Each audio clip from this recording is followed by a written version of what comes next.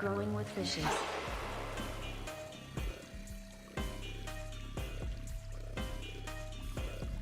Growing with fishes.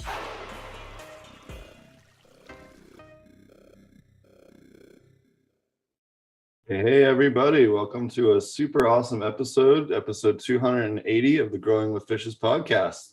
Back with one of our favorite guests, Scotty Reel from Dude Grows. How's it going, Scotty? Shucks, man. A favorite, huh? Oh, hell yeah. You and I think you are you were definitely one of my oldest guests, that's for sure. And I definitely know that I was one of the first guests on your show back like 38 or 39. You're up to what, 1,000 and something? 1,300 and something. Yeah, man. Oh, damn. It's kind of ridiculous. Man. Oh, Well, man. What episode is this, brother? 280. So we do Damn. fewer shows per week than you, but it's okay.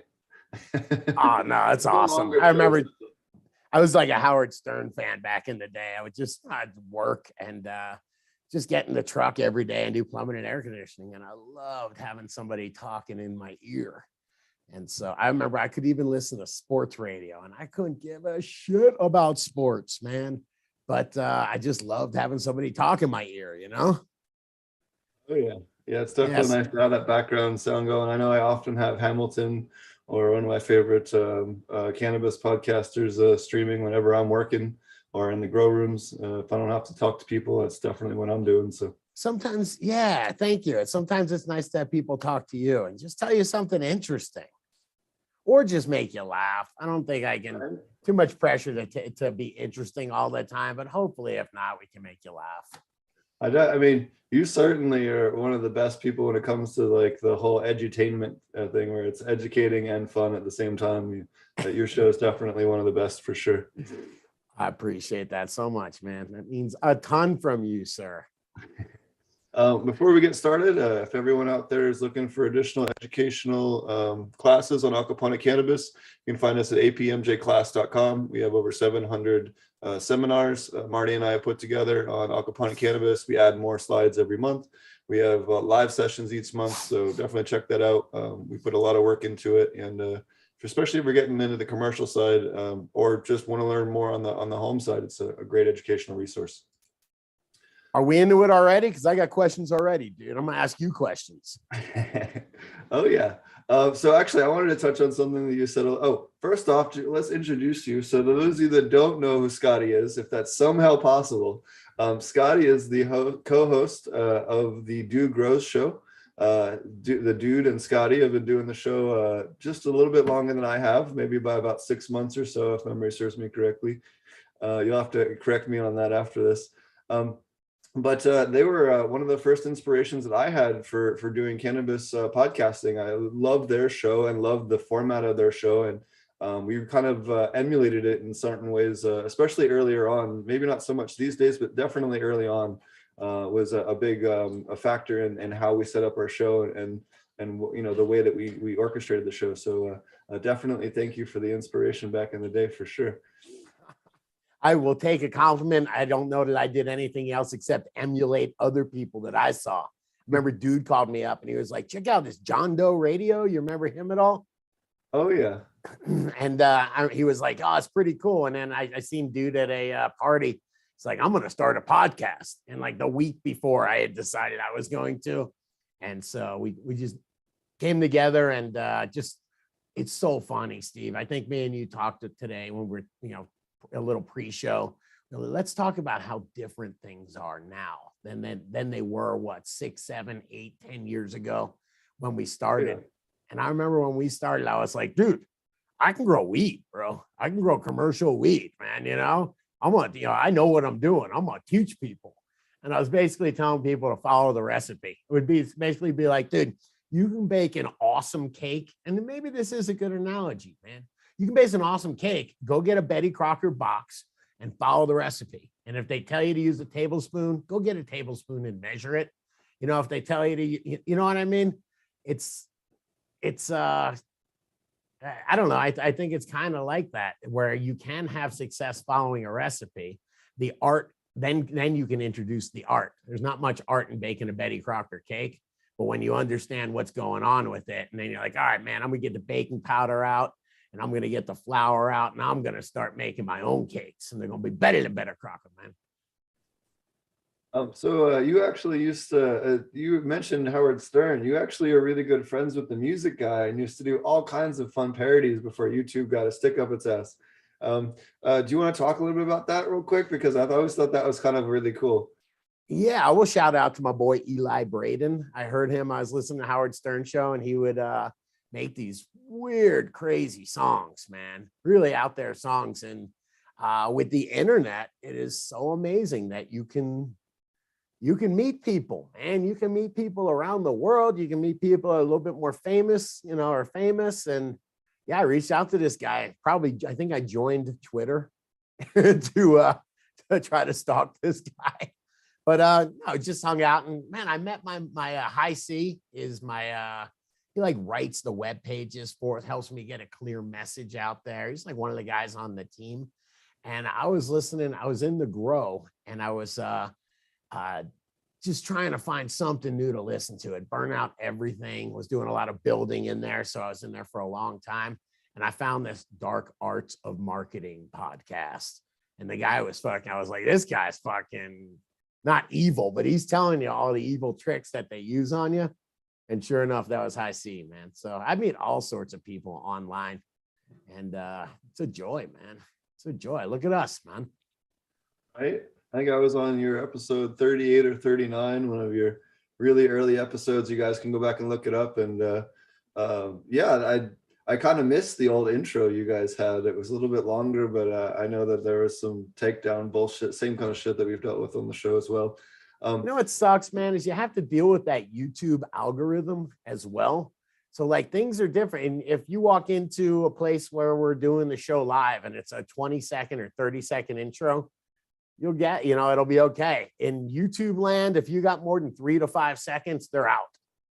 It's so disturbing, man. It's just so weird. I have to curate content for them. Like we like to do hour-long shows, and YouTube punishes us for that because they want people watching the whole damn video. They want 6-minute videos and want people watch the whole thing up. So it's weird, man. You just got to do you, brother, Oh yeah. Well, we normally do 2 to 3 hour episodes on this show. And I definitely, there's definitely been some changes in the algorithm where it was like blatantly obvious on the looking at the analytics. So right. And audience, I hope you'll tolerate it. Me and Steve are really good friends, and I miss hanging out with your brother. Normally we'll get to hang out a little bit more frequently.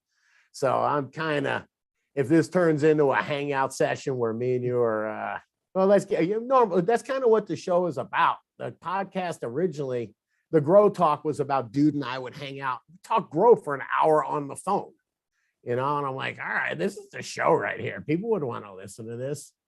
And then the other one, man, is just hanging out with your friends. Hopefully what we're doing. I miss it, man, especially the last couple of years, man. It's not that easy to hang out with people. And, or at least it got a little bit easier past couple of weeks, but man, it was really hard. So just, I really missed the camaraderie and company of friends. So I know Zoom isn't a replacement for hanging, but I'm sure enjoying it. You want to smoke a joint together, brother? Oh yeah. All right. Boo-hoo. You can't hit it. Yeah, no, I mean, thankfully it was so nice seeing you out at the Cowboy Cup last year. And I definitely hope to see you guys again. So at some point this year at one of the events for sure. Brother, that isn't a thank you. And it was great to see you. I'm sorry, I just got sidetracked. Dude, what is that background you have? It is beautiful, man. Who did that? This is a logo a friend of mine made it from California for the show. So it's actually, that's the logo we use for all the uploads. But it's actually a pot leaf in koi fish. A lot of people never see it. Yeah. Oh, no, it's beautiful. Yeah. Yeah. Hey, what do you think, man? Give me a percentage, right? Let's start at 50. How much is, you got like 50, 50, 70, 30 art to science when it comes to growing, man? Well, I think a lot of it, I think it's probably like 80% science and 20% art, but a lot of the science isn't been flushed out yet. I think that's this thing that I see, and you see this a lot as well, more and more over year, the importance of microbes and our understanding of that is becoming more and more each year, you know, realizing how important it is for terpenes, how important it is for, you know, plant health and disease resistance. You know, the microbial stuff really is the future, and all those, you know, we don't understand next to nothing about, you know, what's going on in the soil, you know, and that's really the part where I think is so interesting and almost like wizardry with some of the stuff that some of these microbes can do in terms of chemical conversions and stuff.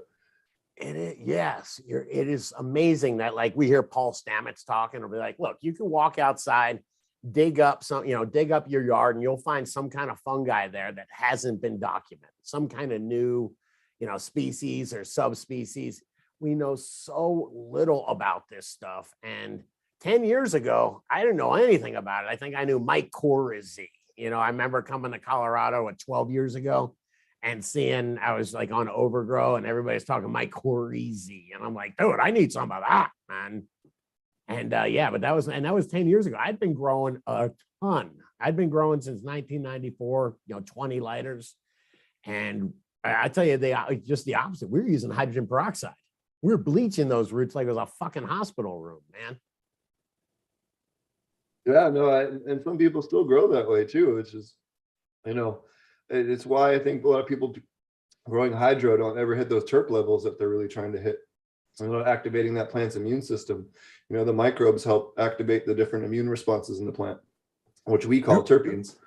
Secondary metabolite production. Guru and I were almost, the High C and Jeff were like, oh, you guys were arguing.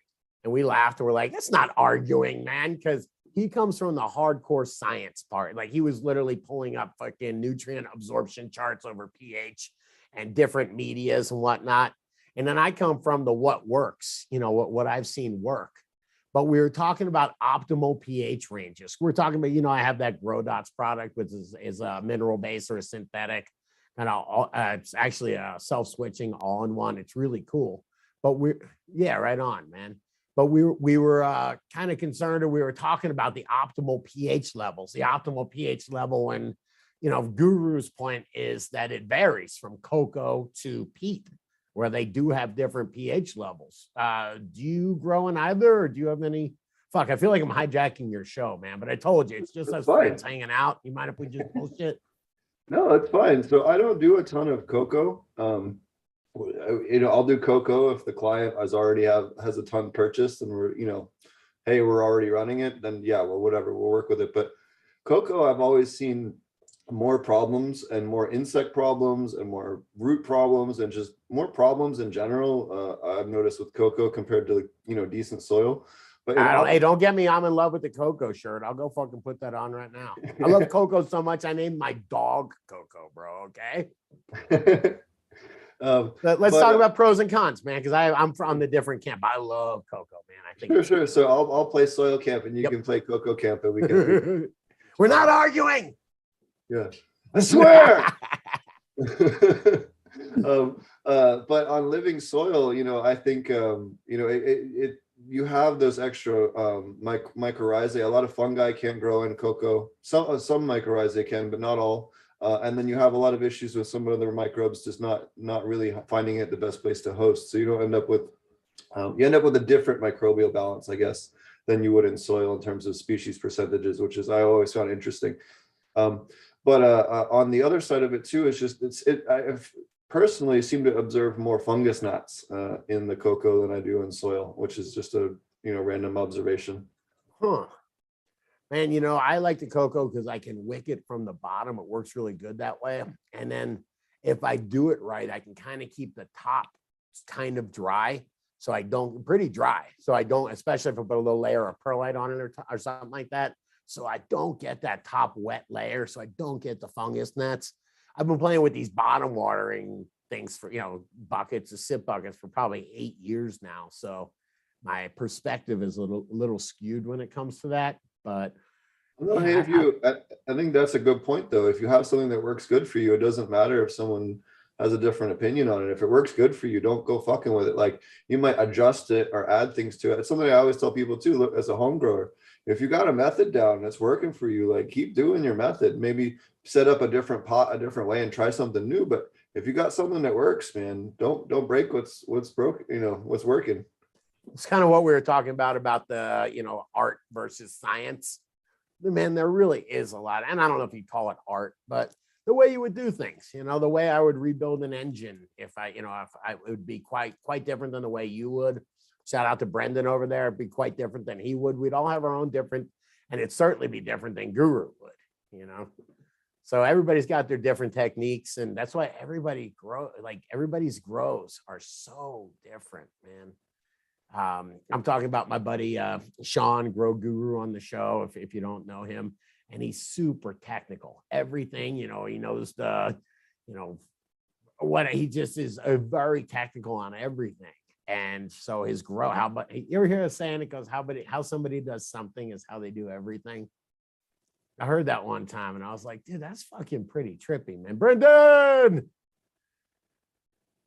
But you know what I mean, dude? That's what, whoa, dude, you guys are tripping me out now.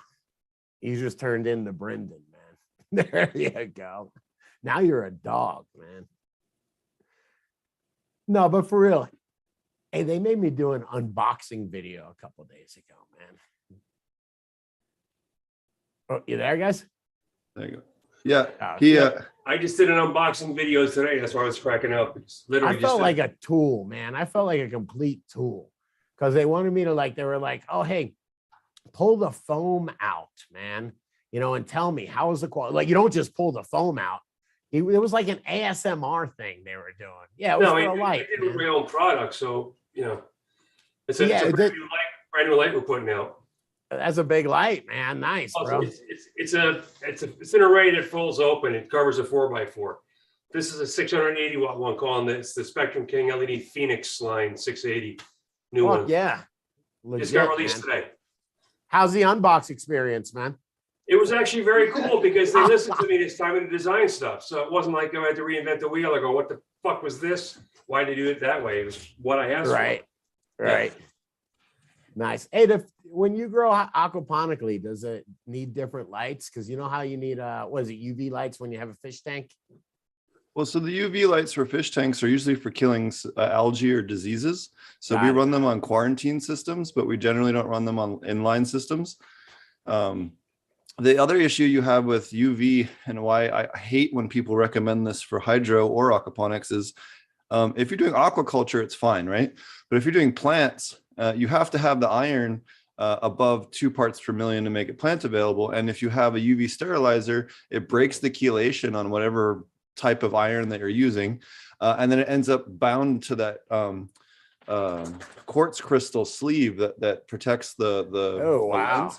And you end up with this micro, if you look at it under a microscope, there's a layer of iron that basically binds to the quartz, which is it's beautiful, but it blocks all the light. So basically makes it unusable after a couple months running at the iron levels that we run for weed. The other problem is it kills, it breaks down your iron, your manganese, and your boron bioavailability, and converts them to a non-bioavailable form and just starves your plants of those. But manganese and iron being the biggest two culprits. What it does on top of that, if you use too much UV, it'll kill all the microbes. It doesn't kill microbes. It creates, it's a negative cycle, especially around fish, because there's beneficial ones that help clean the fish, and you're killing them. They're becoming slime, and the fish get sick. It's a whole loop. Yeah. In fact, Dr. Rakosi, when he was on my show, talked about this, how a lot of the nitrifying bacteria are actually in the water column, not on the surfaces. It's kind of taught wrong in aquaculture, and how their testing in the laboratory kind of proved that out.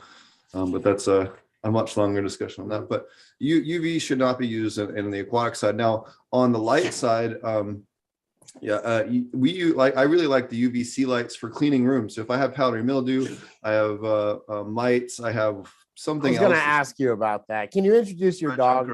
That dog is this is my dog Draco in the back making all the noise. Yeah. What is his name? Draco? Draco. Yeah, come here. All right, help me out with that. I hear my kid saying Draco. What is he? Hang on, ready? I'm going to be the old guy. I'm 50. What is he, a rapper or something? What is Draco, man? No, so the reason why he's named Draco is because when he was little, I take him outside to go to the bathroom, and he would start howling up at the constellation Draco in the sky, the dragon. So that's what he's named after, is the constellation. This guy is not even full grown yet. He's a He's big. mostly happy dude, but he's Great Dane sized already. He's going to be a big boy. Yeah, He's beautiful, man. Beautiful. he's a wolf husky Malamute, and then his girlfriend is behind Brendan. You can't really see her right now, and then that's his pit bull. Yeah, Blue All right, Dog. I'm gonna shut up, man. I think I've hijacked your show, man. Not at all. No. I wanted you to tell us. So, what are some of the things? I mean, you guys have just recently hit 6 years, not too long ago. Correct me if I'm wrong, right?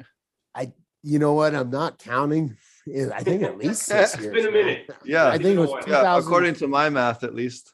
Really, dude. What's the first show? Do we know? I'll Google it. I don't have the date of your first show, but I know that you started about 6 months before I started my show. And on the 17th of this month, we actually will be hitting 6 years.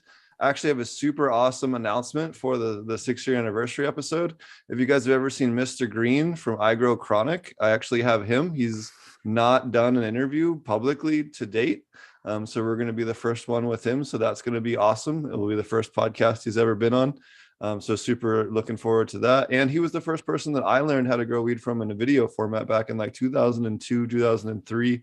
He was the first video I ever saw on how to grow weed. Before I read a Jorge Cervantes book or an Ed Rosenthal book, I watched his videos. So I thought that would be super cool to have him on as our anniversary guest. But It's trippy the way things evolve. you want to go down memory lane, man? Can I ask? yeah, dude. So tell us about like some of the early. I know. So what the first interview I did with Scotty and dude was in a grow tent. Yeah, tell them about that at Way to Grow back in the day. Yeah, man. You know, I'm really loyal to Way to Grow, man. This is my grow store. When I first showed up in 2009, I went there and I was just like, yo, man, you know, it's funny how you get intimidated. I was in South Florida and I was growing commercially, but I never really got any feedback on it, man. It was just like, here, yeah, it's great. Here, or, you know, that's what I would get. Great. Here you go. Here's the money. You know, it was like nobody would ever smoke it and be like, yeah, this is great, or, you know, whatever. It was a commercial product. And when I came to Colorado, I was really worried about that, man. You know, as everybody's talking about different strains and you had your choices of everything. So I was really intimidated, but I went to Way to Grow and I talked to the owner there, who was a friend of mine. He was supplying me in Florida. And he was saying that I was like, man, what can I do to really keep up? And he goes, can of A and B, can of Coco, 10-gallon smart pots. And it sounded so easy, man. And I did it. And sure enough, man, it grew really good quality weed, man. So that guy just fucking has always been good to me, man. The owner of Way to Grow. I'm sorry, I'm getting lost here. But man, we needed a place to do the podcast. And the dude fucking got us a 12 by 12 Gorilla Grow tent. Shout out to Corey from Way to Grow, man. Got us a 12 by 12 Gorilla Grow tent and let us set it up like in a loft, like above a fucking storeroom, which is probably illegal as all hell. You know what I mean? But he's like, it was just like, fuck it. And that was our podcast studio for a while, man. The dude was so cool. Yeah, I remember. I'll never forget coming on your show for the first time. I was coming back and my car got sideways at like 65 miles an hour on 25 and hit a patch of ice and then like managed to somehow steer out of it and be okay. And that forever is burned into my memory. Fucking A, man. And you know what? On the way back. You know what I'm thinking about, man, is how I met. Can I tell the story about the guy who really brought a whole bunch of just life and energy into the show is when we got Grow Guru. Grow Guru is Sean. He's a good friend of mine, but we met through the DGC. He was DGC or was listening to the show. And Brendan, we would talk about LED lights way back in the day. And all we would say is, they suck, man. They're blurple and they suck and blah, blah, blah, blah. And, you know, whatever. And they had a bunch of fail points. It was a bunch of Chinese stuff. And then after a while, they started getting good. You know, once the Samsung diode, right? The beginning, The Crees. Yeah. But once that came out, man. XR, XP. But it don't matter, man. But once that came out, man, it was a game changer. And he started, he emailed me one day and he goes, bro, you don't know what the fuck you're talking about when it comes to LEDs. But he said it kind of in like almost like you know how he is, man, not super douchey, but just the right of condescending, just the right amount of condescending. But I was like, hey, look, man, if you want to come out and hang out and help me build a light. Oh, actually, he was like, dude, I'll help you build a real light. And we started doing it. I was like, fuck this, man. You've got to. So I flew him out here, man. He helped me build a light. And man, we've been really great friends ever since. But that's how he came on the show. I was like, you got to move out here, brother. So you're talking about like 2010, 2011, 2012, and early LEDs? Yeah. Just and man, we could talk about how I'm coming up with this series. I'm spending a whole bunch of time, money, and energy to do a 2x4 series. I want me and Soup the Gardener talked about this for a while, but the tech is there now to for $800, you can set up a nice 2x4, not a bargain 2x4. You can do that for $400, but for $800, you can set up a nice 2x4 tent and get weight out of it. You know, get enough to where you never have to go to the dispensary, can share with your friends, maybe supplement your income, $100 here, $100 there. Yeah. And it's because of those LED lights, and I'll say those quiet, the AC Infinity fans. Between those two things, though, they're fucking game changers, man. No, I'm just thinking back when LEDs first came out, you know, like we were talking like 2009, they were like $3,000. Yes, dude, my buddy bought one for a fish tank in 2009. You're so right. It was 5 G's. And he's like, dude, you don't understand. It's LED, man. You wouldn't get it, man. It's new tech. Yeah. and you know, I work in LEDs for years, but back then I knew Rami and I used to give Rami shit saying, until you can totally smoke an HPS, I'm not interested. I said, if I can spend a couple $100 for this and get weight out of it, and I'm going to spend $3,000 on that and get half the weight, but maybe better quality. No. And then we started banging heads and we came up with what is now Spectrum King. But right. Getting the recipe right and understanding the plant science, it's been quantum leaps for me since then on learning plant stuff. What I thought I knew, and I've been around the game a little bit longer than people I would like to admit, but I started slinging weed in 1976, just to paint a picture for you. So I've been around it for 1976. Hang on one second. I'm going to try to do this and tell people we're fucking live, man. See if we get We are live, right? Yeah. All right. Well, actually, we'll introduce Fumi real quick while we're doing that. Welcome, Fumi. Yes, Fumi. Yo, what's up, man? What's going on, folks? Cheers. Fishes, man. Go over and see us on Potent Ponics channel. Fumi's got a slick new cut going on. Looking fun. I just comb my hair. I don't know. Sometimes Holy I don't comb my hair. What's up, going on? Fumi? How are you, Cheers. brother? Cheers, Scotty. What's going on? Oh, it's good to see you, Nice to see man. Hang on, let me get this done and let's hang out. All right. Time to roll a joint. Fuck yeah. This might be one of them smoke 2 joints sessions, you know? It's good, man. This is really fun. Steve, It was going to smoke a joint and then smoke another one. Is this then what after you that, guys smoke do? another It's one. more just chill session, man? Pretty much. Oh yeah, especially on Fumi's show. Fumi, why don't you tell everybody when your show is on? Tuesdays, Wednesdays, and Saturdays. Let's see here. We try to pretend to be a little bit more serious on Tuesdays. Wednesdays are weed and whiskey night, and Saturdays are brews and buds nights. We try to integrate microbrews and like tea and coffee and all that kind of stuff. But anyway, we have a good time. I like to say it's a virtual cannabis pub for your favorite grower friends. So we just hang out. We have nice long form discussions. Like where on the internet do you get to just kind of dig into stuff for 3 hours? Like pretty much on our channel. We don't allow bullshit, but we basically get into all kinds of fun subjects. So anyway. Fuck yeah, man. Yeah, man. Welcome to hop on anytime, man. We always have really chill discussions. Coot's on there all the time. Potent's on there. Yeah, man. I do enjoy hanging out with you guys, man. So Cheers, dude. yeah, just let me know. Let's do it. Hey, man. Right on. So what are some of the more interesting maybe guests or interesting things that you guys have had on over the years, or maybe things that really stood out to you while doing your show? I know you do all these awesome cups. I got something that I found interesting as fuck that we never made it like any content out of it, man, because we got invited to the USDA seed vault or seed bank. Not invited, I invited myself, but my friend used to work for the US Department of Agriculture, and Do you know how, like, I'm in Fort Collins, Colorado, and there is a seed vault. There's one here, like the Doomsday Vault kind of thing, and then there's another one in like Iceland, I think, or someplace like that, someplace fucking really far up. And it's like where they collect like the world's seeds, man. And it's just fucking crazy, man. I actually shout out to Grambo, another DGC, but he's been hanging out and maybe going to do a little bit of editing and try to take some of that footage we have and put it together, because Super cool. there's a lot of really cool stuff like that we did that never made it to air. But that was one of the best, man. Liquid nitrogen all over the place, man. It was just these fucking cryo chambers they had for some of this shit. It was really trippy. Yeah, that's really cool. Any interesting content you've done recently or have coming up?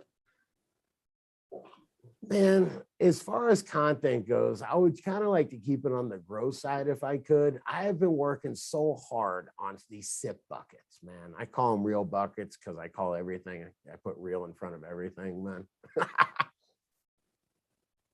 But I'm trying to take,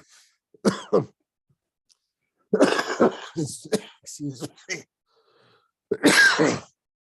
I believe that whole 2x4 grow system, man, and I don't want to sell anything. I just want you to use grow dots and recharge in there because that's the easiest fucking way to grow. And I want to just have people see how many people we can get trying these 2x4s. So that's really what I've been obsessed about.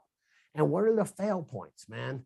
Once you can get, that's what I was saying, the lights now that 200 fucking watts, which doesn't make a lot of heat, can blow the shit out of a 2x4. You know, what are the other fail points, man? It's watering. People overwater, they nutrients. They'll fuck up the nutrient mix in them, which I got the grow dots for that. And then pH, which as long as you're in the right range, if you use recharge, you're going to be okay with that. And then, but the big thing, watering, man. You go away for the weekend and you fucking, you know, you're like, dude, I've been away for a long weekend and my plants are drooping like a motherfucker, man. When I come, that's such stress, man. Who needs that shit? So I've been working for years on that SIP, the sub-irrigated planter bottom feeding shit. And by no means to sell anything. I have zero interest in selling plastic buckets, but just to try to come up with a fucking recipe that takes watering out of the equation. If you can take nutrients out of the equation, watering out of the equation, pH out of the equation, and be able to set up a fucking beautiful environment because you got 200 watts and a grow tent, you know, and a fan in there. Dude, that's where I think you can convince people that don't think they can grow to grow. You know, if you're spending $1,000 a year at the dispensary, man, you know, you should, you know, it's worth it for you to grow. Yeah, even if it's not growing all your weed or concentrates, at least it's taking off the bulk of it, you know. Do you think I'm oversimplifying it? No, I was going to say, what other tips do you have for smaller scale growers? Keep it simple. As far as tips go, Yeah, specifically, I honestly, I'm not a huge smaller scale grower. I'm doing this. I've got this will be my first 2x4 tent that I grow in. I've never grown in something so small. So I will tell you that they've had to talk me out of putting too many plants in there. Sure. You know, I guess it really does depend. Do you grow large plants or small plants, Steve? Do you find, when I had Colin from Ethos over here, he swore that growing small plants were more potent than large plants. more smaller plants will get you better yeah. yield per square foot overall, like significantly better yield per square foot. If you're in a small tent, you should keep them small anyway. So just small bags, just keep it easy. Yeah, I don't know. I'd probably try to cram 6 or 8 of them in there and something that small. Yeah. Yeah. Really? 3 gallons or something? 1 gallon. Little ones. Wow, really? See, man, that's what I'm saying. You're going to be watering them a lot.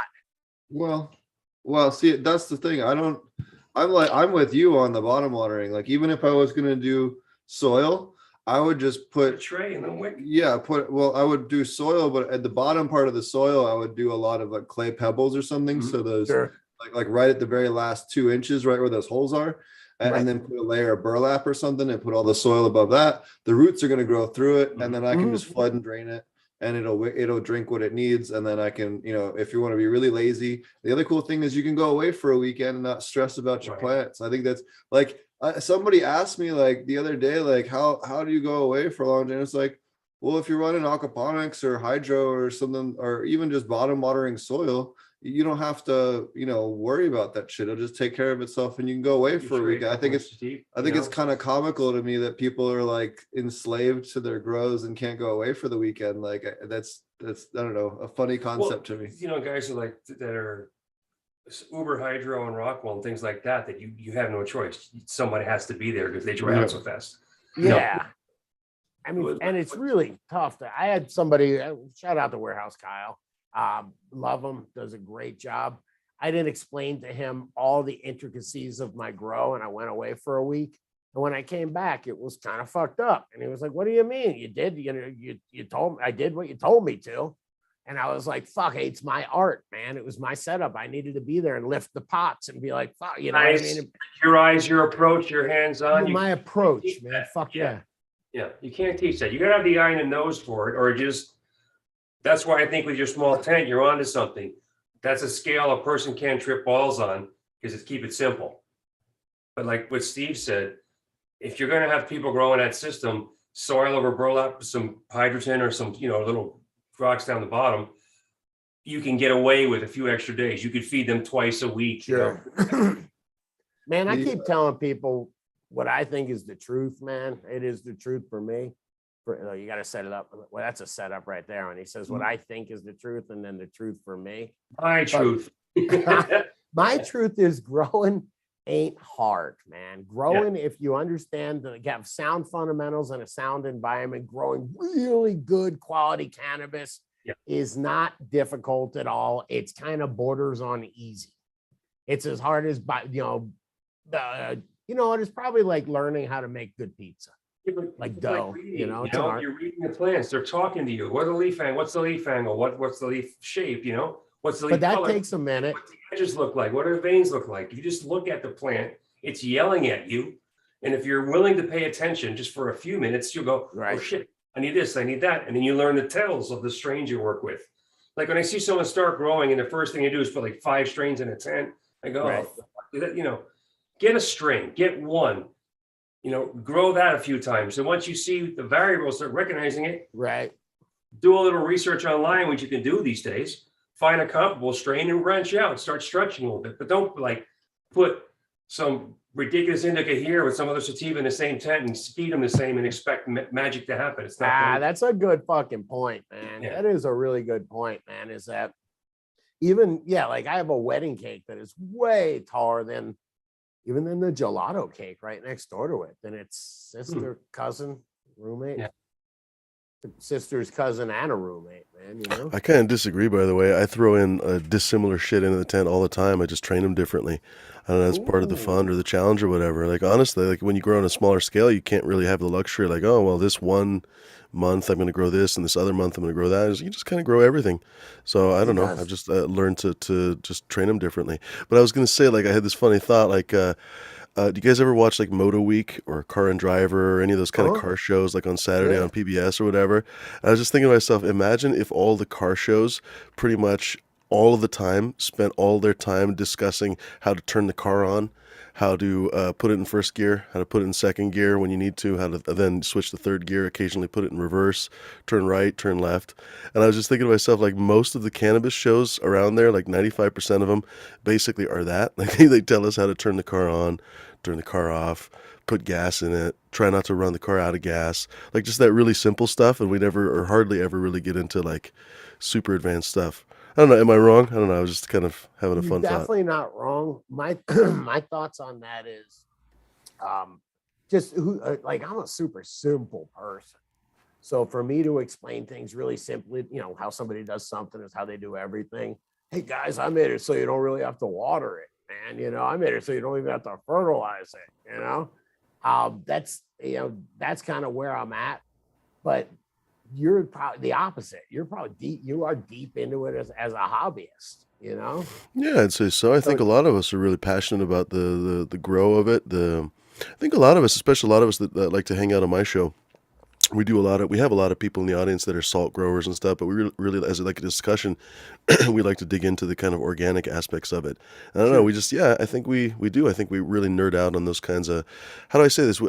This is one thing that I have noticed on the show, that there's a Venn diagram that includes almost all of us on almost every single thing. And the circles slightly don't overlap. So for example, some of us don't like really spicy food, but like most of us really do. And some of us don't like aquariums, but most of us do. It's really fun how many of the interests overlap. And so the same thing, like we get super nerdy about just the stupidest shit, stuff that other people on the street, like, what are you talking about worm compost for 3 hours for? You know what I mean? Like we get into it, man. We're like, I catch this your is show the best where you form of guys were talking substrate about- and blah, blah, blah. Go ahead, I sorry. wanted to mention something. So Scotty, on your show today, you were talking about Aussie Man, the guy that punched the kangaroo. He punched a kangaroo, and I just want to say, man, Aussie CC. Yeah, I he agree is with you, on Fumi. Fumi's That's show. spot on, Regularly brother. He's regularly on Fumi's show. I just wanted to mention this because you literally talked about that on your episode today, or maybe it was Dude that was talking I don't about understand. Aussie Man, OZZY Man, the guy from Australia. A friend of mine on my show was the guy that has the 5 or 6 million hits on his video where he like fist fought a kangaroo. If that's what you guys are talking about. Yes, they're talking about the same thing. It's a small world, Scotty. That's what we're trying to say. That's why I wanted to say that was really funny, because he was literally on the podcast a couple weeks ago with I love that guy, man. When I'm feeling down, man, I turn that shit on, man. He makes me laugh. that and Winnebago Man. You gotta have Winnebago Man. Okay, thank you. I need more of that shit. Dude, you turn on anything and you're like, I got to get out of here, man. The news everywhere is so bad. I'm like, I'm turning on Aussie Man, dude. I mean, if you need a disconnect, go put on The Holy Mountain by Arihan Jodorowsky. That you will forget all about the news. Yeah, you know what? Send me, we're friends on the Facebook, man. Send me some good stuff, man. For sure. Man, I would tell you, just escaping into the garden is a hell of a way to make yourself feel better. I heard from another DGC that was talking about how he's in recovery. He was real bad in the heroin, and that his plants are really like this huge thing that just keep him on track. I've heard that over and over again, man. It does make sense though. Going in and hanging out, being around all that life. And them needing your ass, man. They fucking need you. I call it plant therapy. Yeah, totally. I mean, you get in that environment, it opens your head up a different way for sure.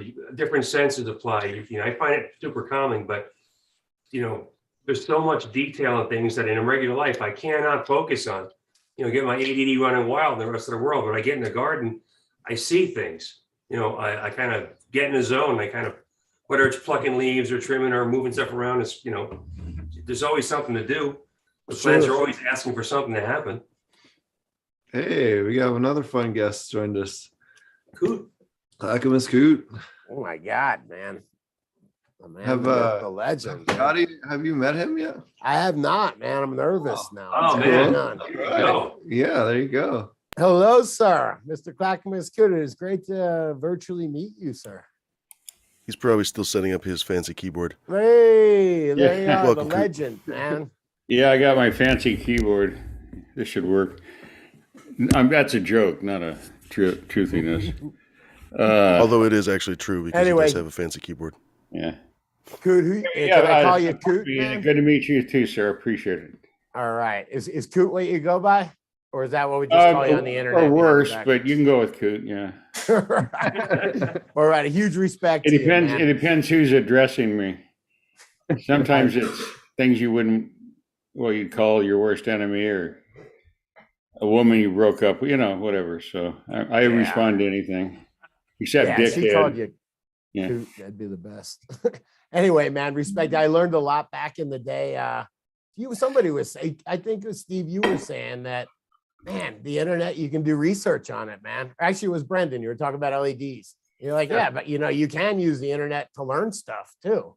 And back in the day, man, I was super intimidated because I was just kind of a commercial grower looking to try to be, take the next level and bring the just get my butt a little bit better. And I really learned a lot from a lot of the stuff on your forums or whatever. Yeah, I the don't know where forum the days hell were I saw it, but interesting. it was yours. The forum days were interesting because, well, it's just, I don't want to get into that whole thing, but it's just different than this or social media in general. Because threads would get started and some of them are still going 10 years later, which boggles my mind. Right. I haven't posted on a forum since,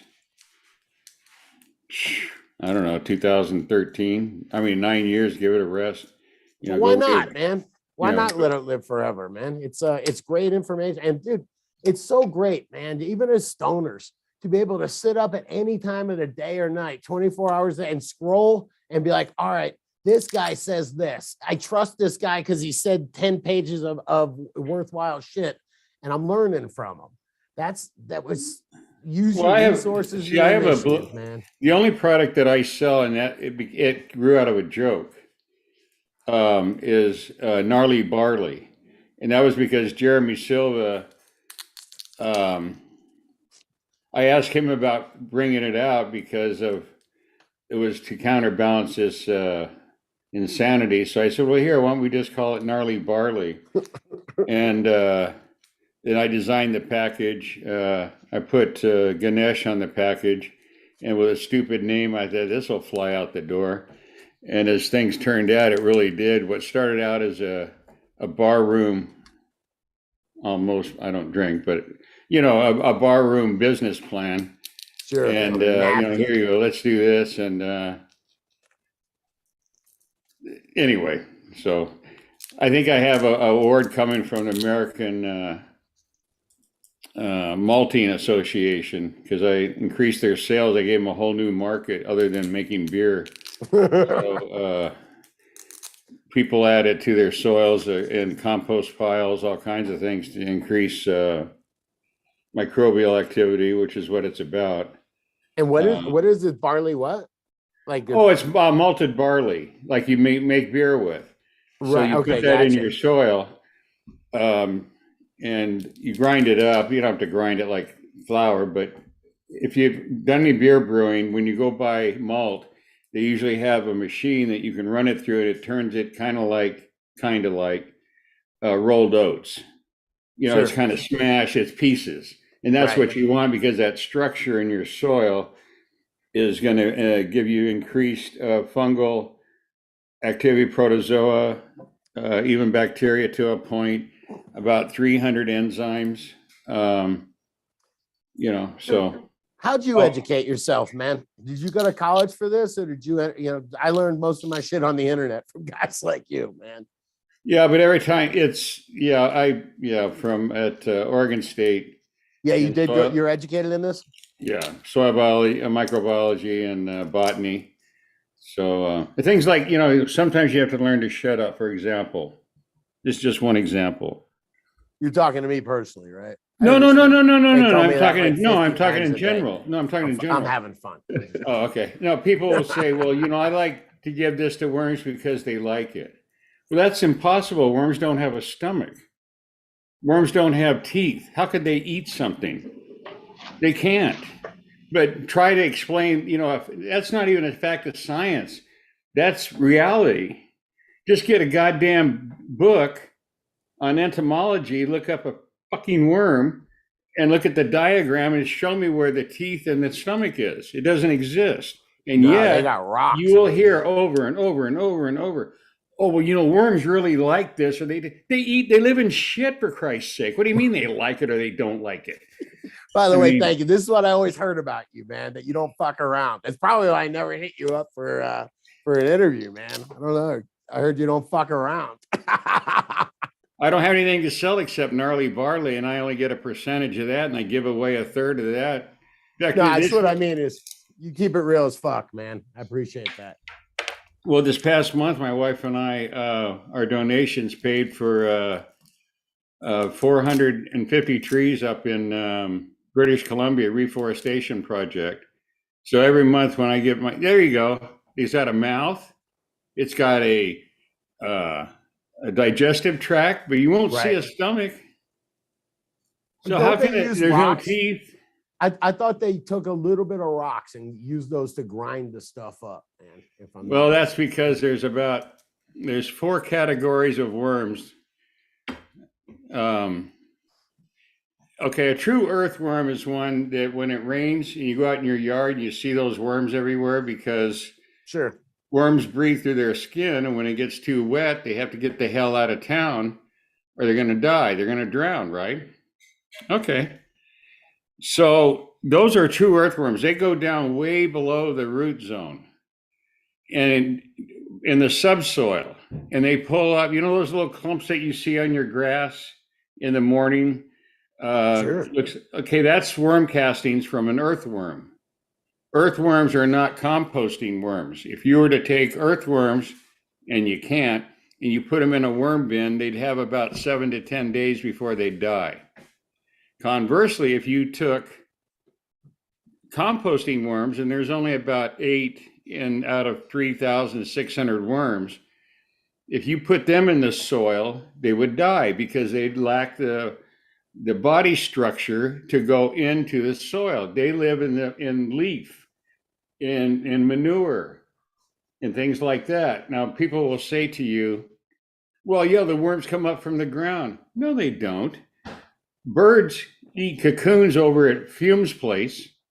They fly over to my place and they poop. They can't digest cocoons. What goes in has to come out. That's how worms spread. They don't come up from the ground into your compost pile. That's insane.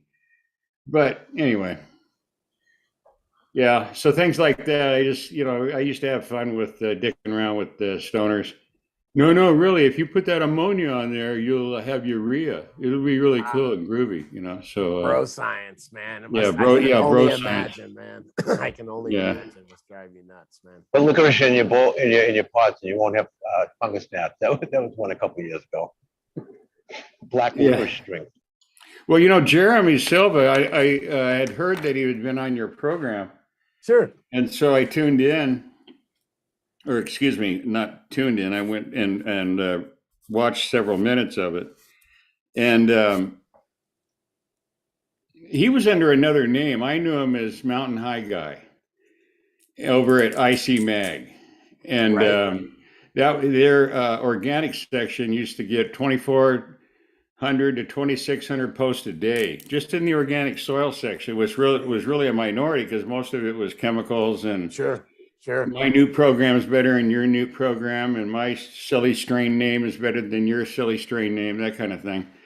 And I was just sitting there making fun of, the bro science, and it just took on a life of its own. But one night I asked him, I said, do you ever write this? I'm talking about Jeremy Silva. Do you ever write this stuff down? Well, come to find out he did. And, now we look at him. The rest is history. Yeah, the rest is history. He's I don't- dancing.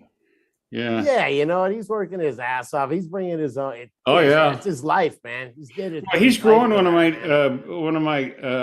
I'm not a breeder, but I did get involved in a breeding program last season, summer, whatever.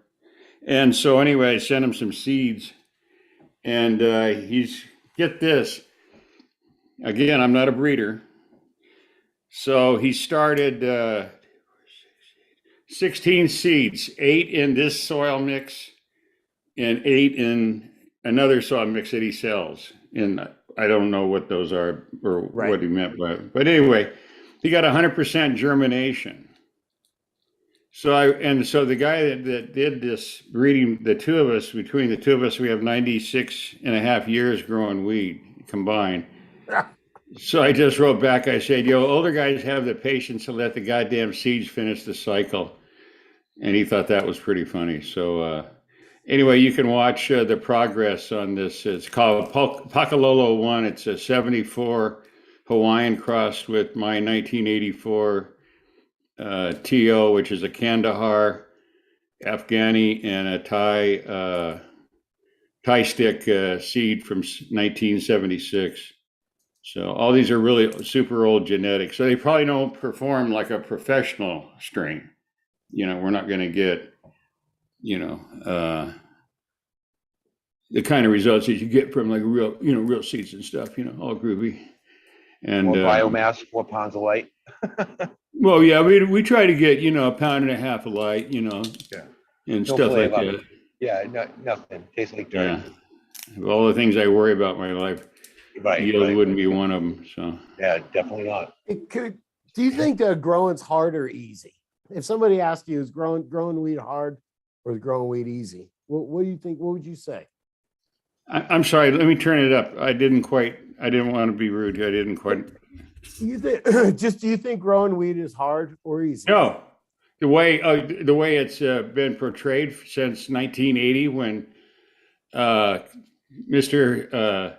Cervantes published his first fantasy book about baking your soil to kill the germs and that kind of shit. Yeah, I mean, you know, it's right up there. So, but I don't know. I just think with the way things are set up, and if you just can understand how plants work, you know, if you can build a good soil, yeah, I just don't. I think, you know, with the technology, it's just a plant. It's not all this mystical bullshit about, you know, this one's magnesium hungry, and this strain is I don't know, some silly ass shit. You know, it's la la land. You know, get a good book on botany, get a good book on soil microbiology, and stay away from anybody that has a goofy name. You know, like California Green or something. You know, or Modesto Madness, or, you know, Jesus Christ. I'll shout out to Lowenfels. I think Jeff Lowenfels does a good job teaming with microbes, teaming with nutrients. You can learn a lot from those books, man. I've read his books. In fact, I was asked to review 2 of them. I didn't even consider the third one, you know, for publication. The publisher in one case contacted me. So, yeah, I've read his work. I'm not what's the word? I'm probably not on board on the end all, the be all that some people feel compost teas are. It's neither here nor there. I put my energy in worm castings, and that has paid off, because Right. that's real biology. That's real botany. You can wrap your arms around it. You know, you got your protozoa, you got your fungi, you got your bacteria, you got your aerobic nematodes. I mean, they all play a role. And I think one of the dynamics that's a negative dynamic in the cannabis thing, that there's a line from a book by Khalil Gibran, The Prophet. Oh, a lot of us have read. And there's a line in there that says, when you find a truth, don't say I found the truth, but rather say I found a truth. And I think if that approach, more people did that in a lot of aspects of life, they would find things not quite as challenging as, you know, as they do. Because when you don't have a good basis, you're just running from, you know, answer to answer to answer to answer, and not really having an understanding. It looks like Fumidor. That's a compliment, not a. I was like, what's that? Hey, that guy does look like Fumidor, doesn't he, man? Holy shit. Needs more mustache, apparently. Hey, man, Look at that. Steve. He died at age 48. That's too young. Great. No, I don't like that at all. Steve, I realized I hijacked the show. I'm enamored, man. No, you're fine. I would, yeah. So what are, you know, is there anything that you guys are kind of doing different this year with your show and your content? What are some of the things people can kind of look forward to for the next, the rest of the year, with the different things you guys are cooking up? Man, just trying to get some more breeders on there. I did enjoy the Know Your Breeder series. Kind of rolled through most of them that actually answered the email, but yeah, we're pretty status quo on that show, man. We're kind of steady. The grow talk in the 2 days a week, and then just bullshitting 2 days a week, man. But you do a lot of like outreach with you know, your listeners and stuff like that, in terms of answering their grow questions. What is like some of the top most asked questions that you've been asked over and over and over? Because you've been doing your show now for quite a few years. What's kind of the ones I that already you know the answer to that. It's going to be time- flushing. Oh, Jesus Christ. Yeah, come on, man. It is to flush. Come on, Coot. To flush or not to flush. I'll hang up and listen, sir. I mean, I'll shut up and listen.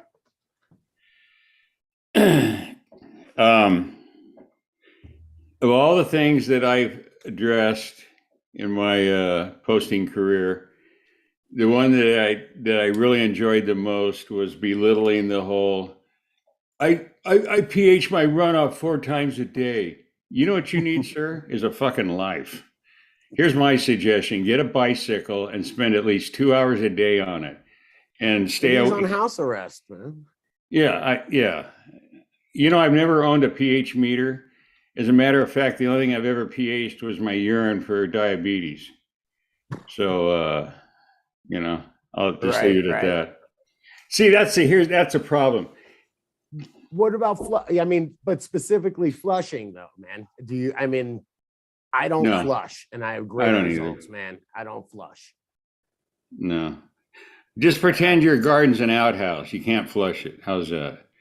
I'll Okay. take it, man. So, I'll take it. All right. Coot says no flush, man. I don't know what it Flush has been accomplishes. answered. You know, I just found First that of- I don't. here's the different. science. Okay, here's the science.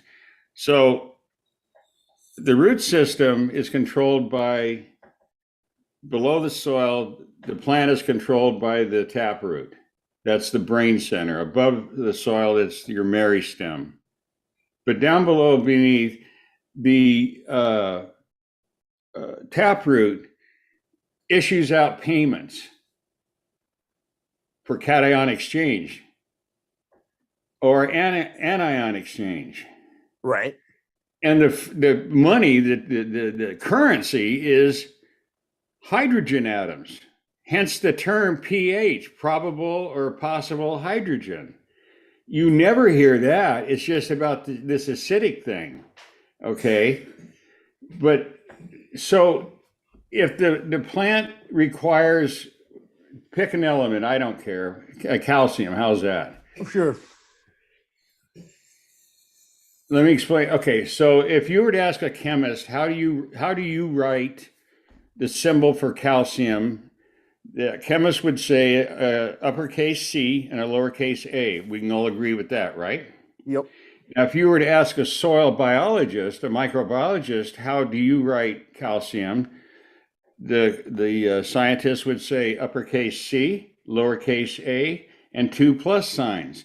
Those 2+ signs are to indicate that a calcium atom has multiple exchange sites. And so 2 hydrogen atoms replaces 1 calcium, and that's then the plant's made its payment.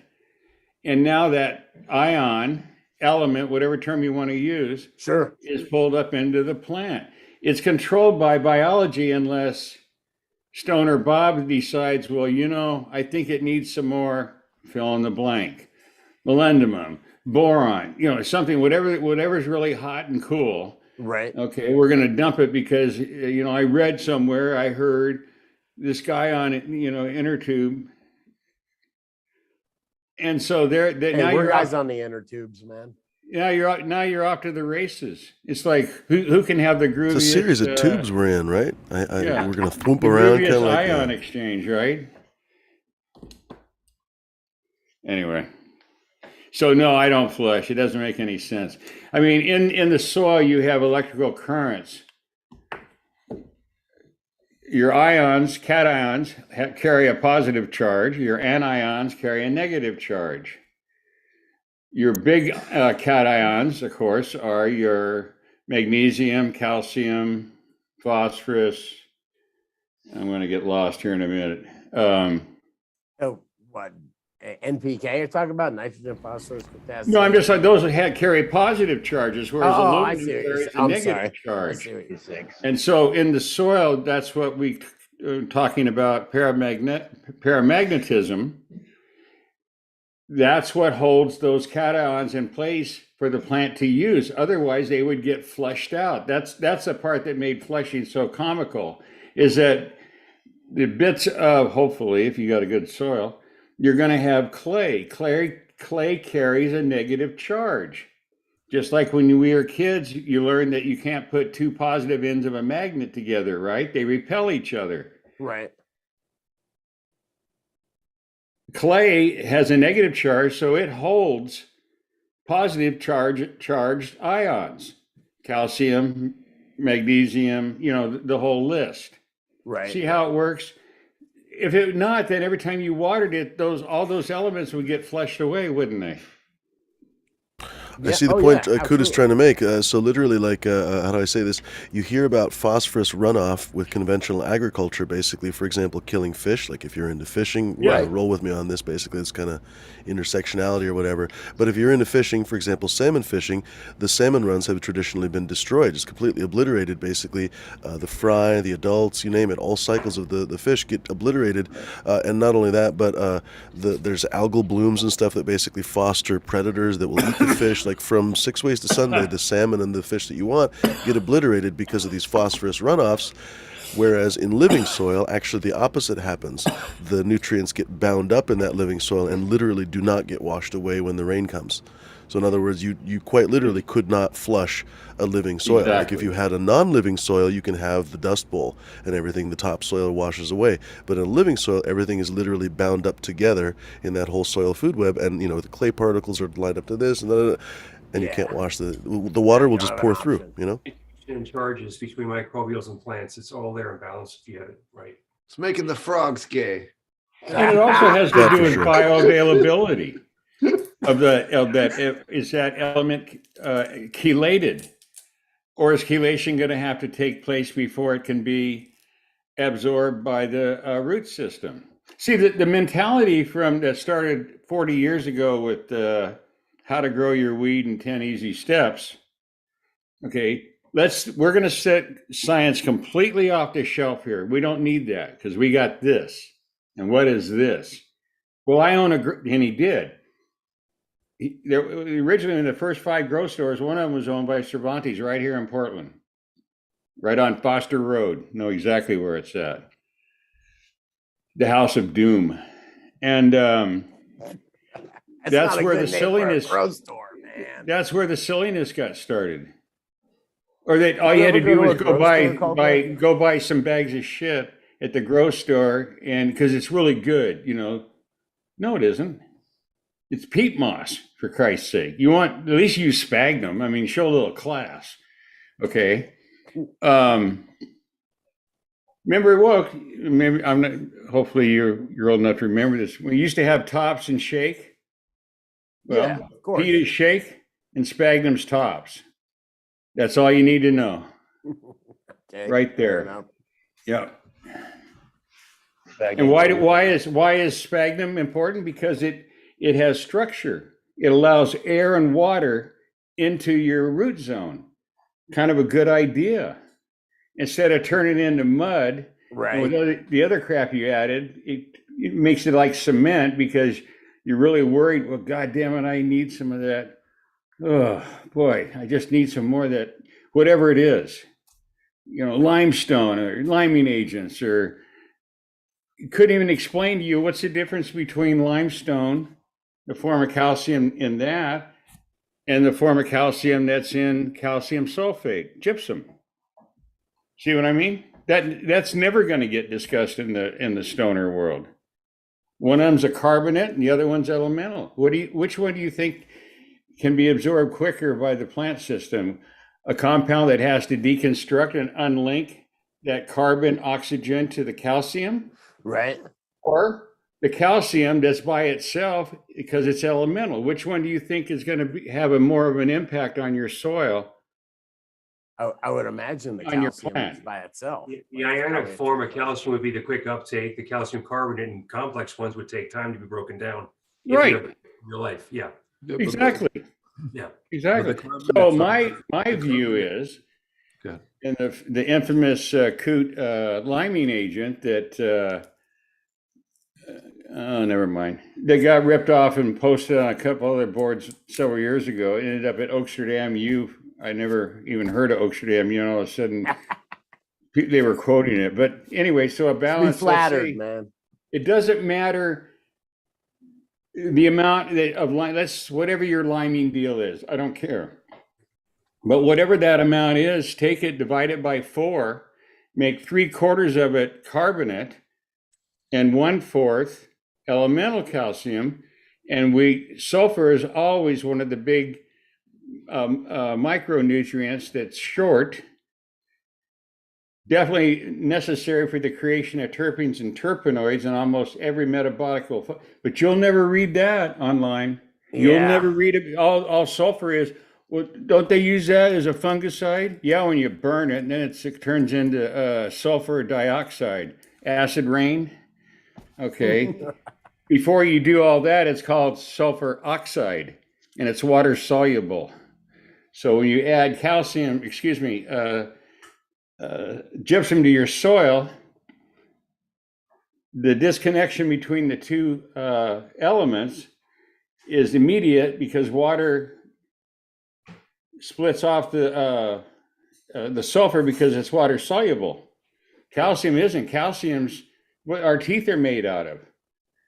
I mean, Right. Stephen had me on a show, and the guy's trying to tell me that. I said, "Oh, how can you turn a metallic element into a liquid without, a nuclear reactor? I mean, that must be fascinating. Explain it to me." No, calcium's into acids. Like, Yeah. You can do it with a lot of things, but yeah. you could pull somebody's teeth out and smash it with a hammer and say, "See?" Ow. I mean, It's a bad visual, right? wouldn't it be a bitch if calcium were truly water soluble? Imagine what that would do to our skeletal system and our teeth. We've talked about before on the show, if you catch your rippers, you throw them through the wood chipper, you put them in the barrel, you weigh them, you weigh out equal parts sugar, you inoculate with your IMO 2 or IMO 3 or IMO 4, liquid IMO, and then just mix it all together. And then just let it sit for 6 months and put them in the field. Whoa, man. I'm just kidding. Relax. Got heavy, man. No. Got heavy. If you're using like Scotty grows in cocoa, what a lot of people don't know about cocoa is that if you didn't get it buffered and balanced right, the cation exchange isn't going to be proper, and your calcium's never going to get to your plant. So the other huge problem with coir, and all of us have been on boards for at least a long time, right? This problem comes up constantly on the coir only section of the forums. How come my weed doesn't have any smell? And how come it doesn't have any flavor? Well, here's a big reason, Cupcake. Coir has 0 sulfur. Without sulfur, the plant can't create terpenes and terpenoids. Sure. What do I need to do? Oh, I don't know. Add like a 1/4 cup of gypsum to a cubic foot of soil, and you can get that over at Home Depot for about, $9 for 50 pounds? You don't need to go to the grocery store and get, Coir Fix-It juice or, some silly ass name. Just use some goddamn basic science, common sense. The other thing too, make sure you spend a little bit more money and get good coir if you are going to go with coir, because the cheap coir is often washed in seawater, which means it's loaded with sodium. So that's why it depends on country of origin. Are we going to talk Caribbean? We're going to talk Mexican? We're going to talk about the stuff that comes out of Belarus, the Indian Ocean, Thailand. I mean, it's like coir isn't universal. Coir is an agricultural byproduct. Means that where it came from. Do me a favor. I really don't fully understand. I couldn't explain it well enough, so I don't understand it well enough. Buffering. You guys seem to fully understand the exchange, the buffering with the calcium. Can you explain that to me simply? I'm not being a smart ass. I'm being as honest as I can be. Yeah. Of all the things that I've encountered in this stoner world, Mhm. The current obsession with calcium completely eludes me. CalMag, man. But you More are Captain Oh CalMag. yeah, CalMag Well, and Coot's cheating because, as we were showing with the worms earlier, worms literally produce calcium. They coat their food in calcium, basically. So as they're basically digesting it in their carbonate. crop or whatever, yeah, calcium carbonate. So every single worm casting is just absolutely covered in freaking calcium carbonate. You could never run out of calcium, basically, with worm casting. So Coot's like, CalMag, Yep. what? Yeah. I mean, that one really cracks me up. CalMag. Of all that one's just funny. I mean, you remember it used to be CalMag lockout. So they dropped the lockout and now it's just CalMag. You know, I don't know. Anyway. What do you tell me about buffering in the cocoa? Are you familiar with that? With the whole what? And Steve, you were talking about it too. What is it? Or Brendan, I think you were just talking about it. It's what's locking out is the calcium, right? The only cocoa I would trust, it's got the RHCP certification because it's a process, which means it's been treated properly, and they will flush it properly. The salt's out, like Steve said. If it's saltwater washed, it's going to hang on that salt, and your calcium is just going to get ion exchange, bumped in, taken. The plant's not going to get it. I know they soak it in something for some kind for buffering. But you're Something trying to brine it, and then you're trying to add a couple things into it, so it actually, when the salts come out, this gets pulled in to take that spot. You know what the great thing about the internet is, man, is we're gonna fucking find out. That's for sure. So that can, and that brings up You a want great Scotty, point, if too. you're going to use A lot of people buy the compressed bricks of coir. If you do get the compressed bricks, what you do is put your your buffer, your pH buffer, your calcium carbonate or magnesium or whatever your mineral mixes you're going to use. Put that in the water. Heat that up on the stove because you got to heat it up anyway to break up that brick, and then like basically just boil that. Bring it to a boil and then pour it on there, and then you're kind of expanding that brick and infusing it all at the same time. It's much easier to do Put that. the brick in the stove. Is that what you just said? No. So like I always did it where we would take. Well, we were always doing it for mushrooms too, but that's a different story for a different time.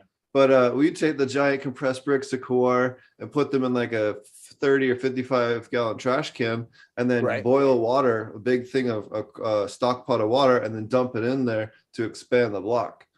Because the hot water Here's works. another idea for you. It sterilizes it. Go to your horticulture. You got to go to a horticulture supplier, not a grow store. All right. Forget Sunlight Distributing or Supply, whatever it is. I think it's Grow Generation now. Tell them you want the blonde coir from Sri Lanka. That's what the premium coir is used for high-end plants in the horticulture sector. You don't even know what sticker shock is until you see this compared to what Steve's talking about, the bricks, the stuff used by the reptile people. Coir is a big, because it's basically inert. That's the definitely inert and good. It's inert AF. Yeah, exactly. Anyway, get some. I'm serious. At least get a sample. Get a 5-pound bag of the blonde stuff from Sri Lanka. That's in the world of coir. That's like Dankety Dank or OG Kush or something like what am I supposed to say here? Cataponic. Yeah, catatonic, man, just catatonic, all groovy and stuff, Anyway, that's a question for Scotty. What's the of all what are maybe the top 3 or top 5 strains that you've been? Because you often get lots of different things to smoke from different fans or different places or visiting different places over the years. I mean, it's amazing. Top 5 or top 10 strains that you found. I'll go with just the most recent one that I'm so fucking impressed with is that Cherry Paloma.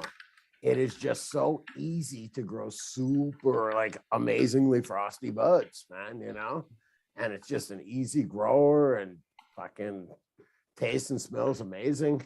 Great bud structure on it. So and I'll just say 2022, it is 2022, right? I got that right.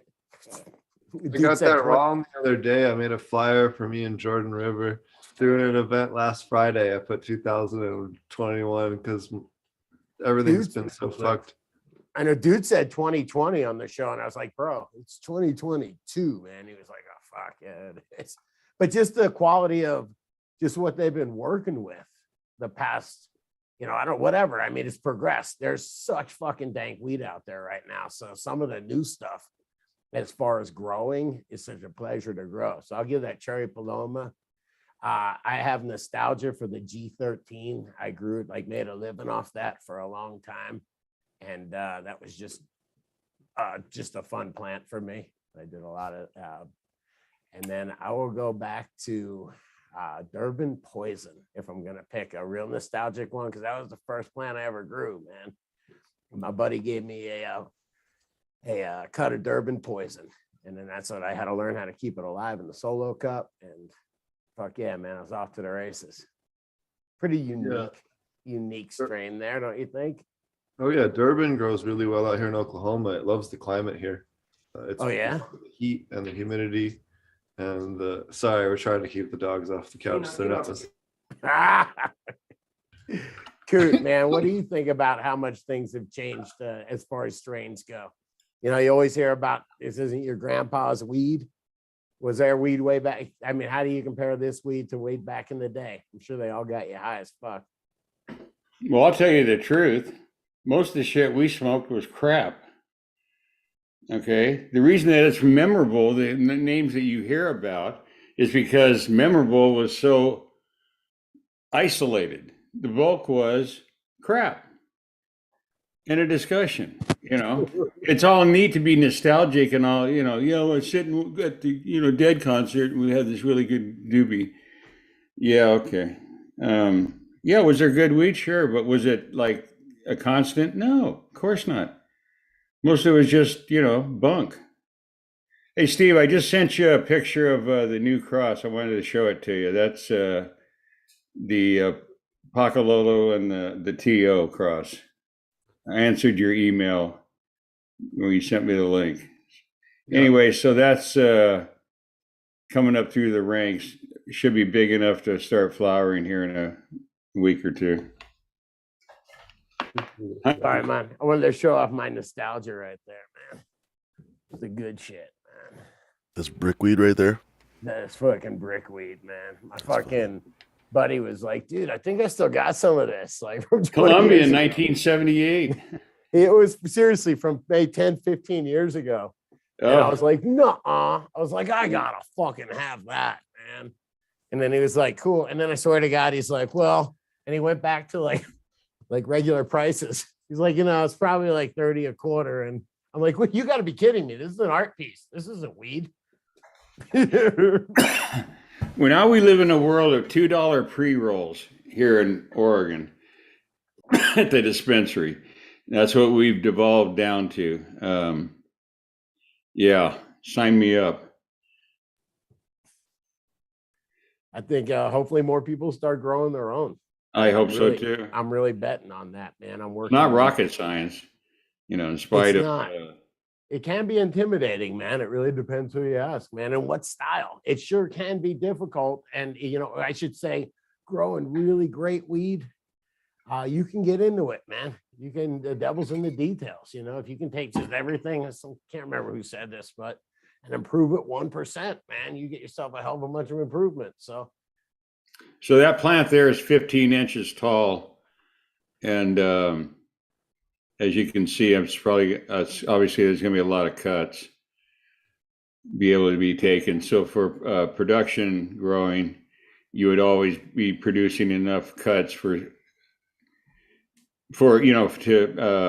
staff a large room or whatever. And you wouldn't need as many mothers as you might with another strain. Right. What is and that? You don't have to have bamboo sticks to hold them up like OG Kush or Larry's Cut or one of the other ones. I didn't know I was going to have to make an investment in bamboo stick production in Asia to be able to grow that weed. So I'm scared I'm going to lose my eye from a bamboo stake. I was staking my plants last night. Just sooner or later, man. It's like right in the dancing with the devil.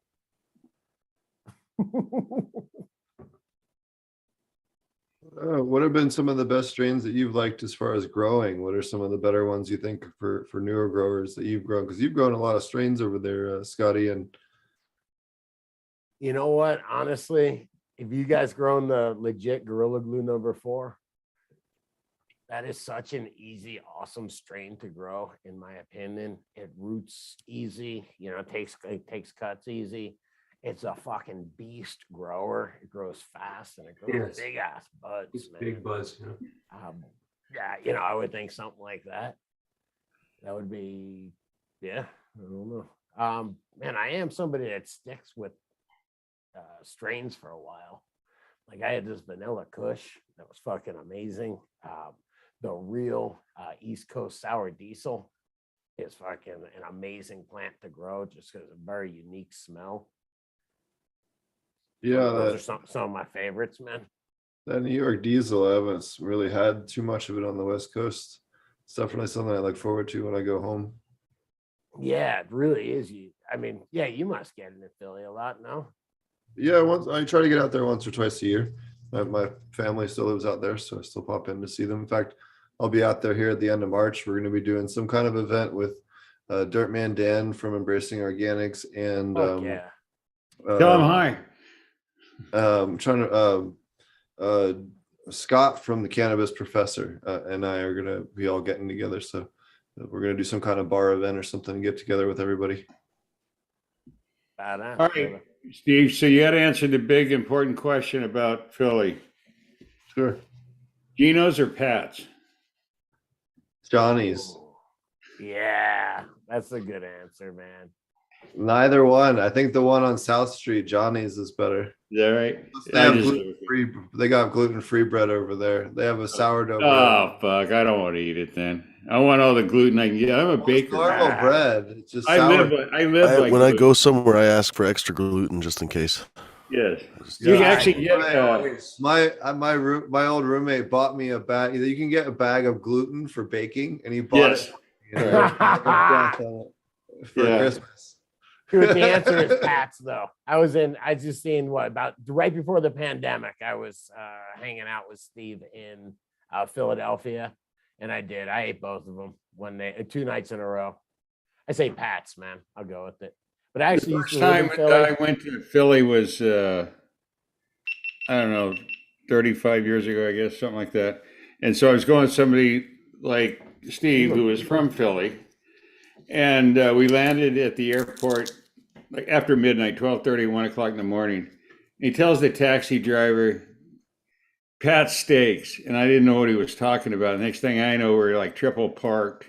You know how you get the double park, triple park. Yep. So we can go up there and get sandwiches at 1:30 in the morning, or I just cracked me up. So don't these people sleep here? Yeah, well, no, like downtown Philly, a lot of those restaurants, they don't close. They're open 24 hours. Right. Hoagie Factory is available. In fact, we used to, whenever if we would go hiking or something, or especially if we were going to hiking up in the Poconos, we go get a breakfast cheesesteak. So it'd be a cheesesteak. It would have eggs and cheese and bacon.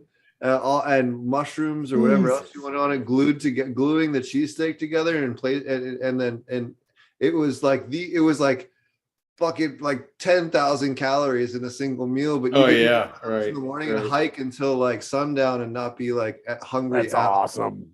It's awesome. Fuck yeah. But Steve, you're right. Best ones are in the burbs.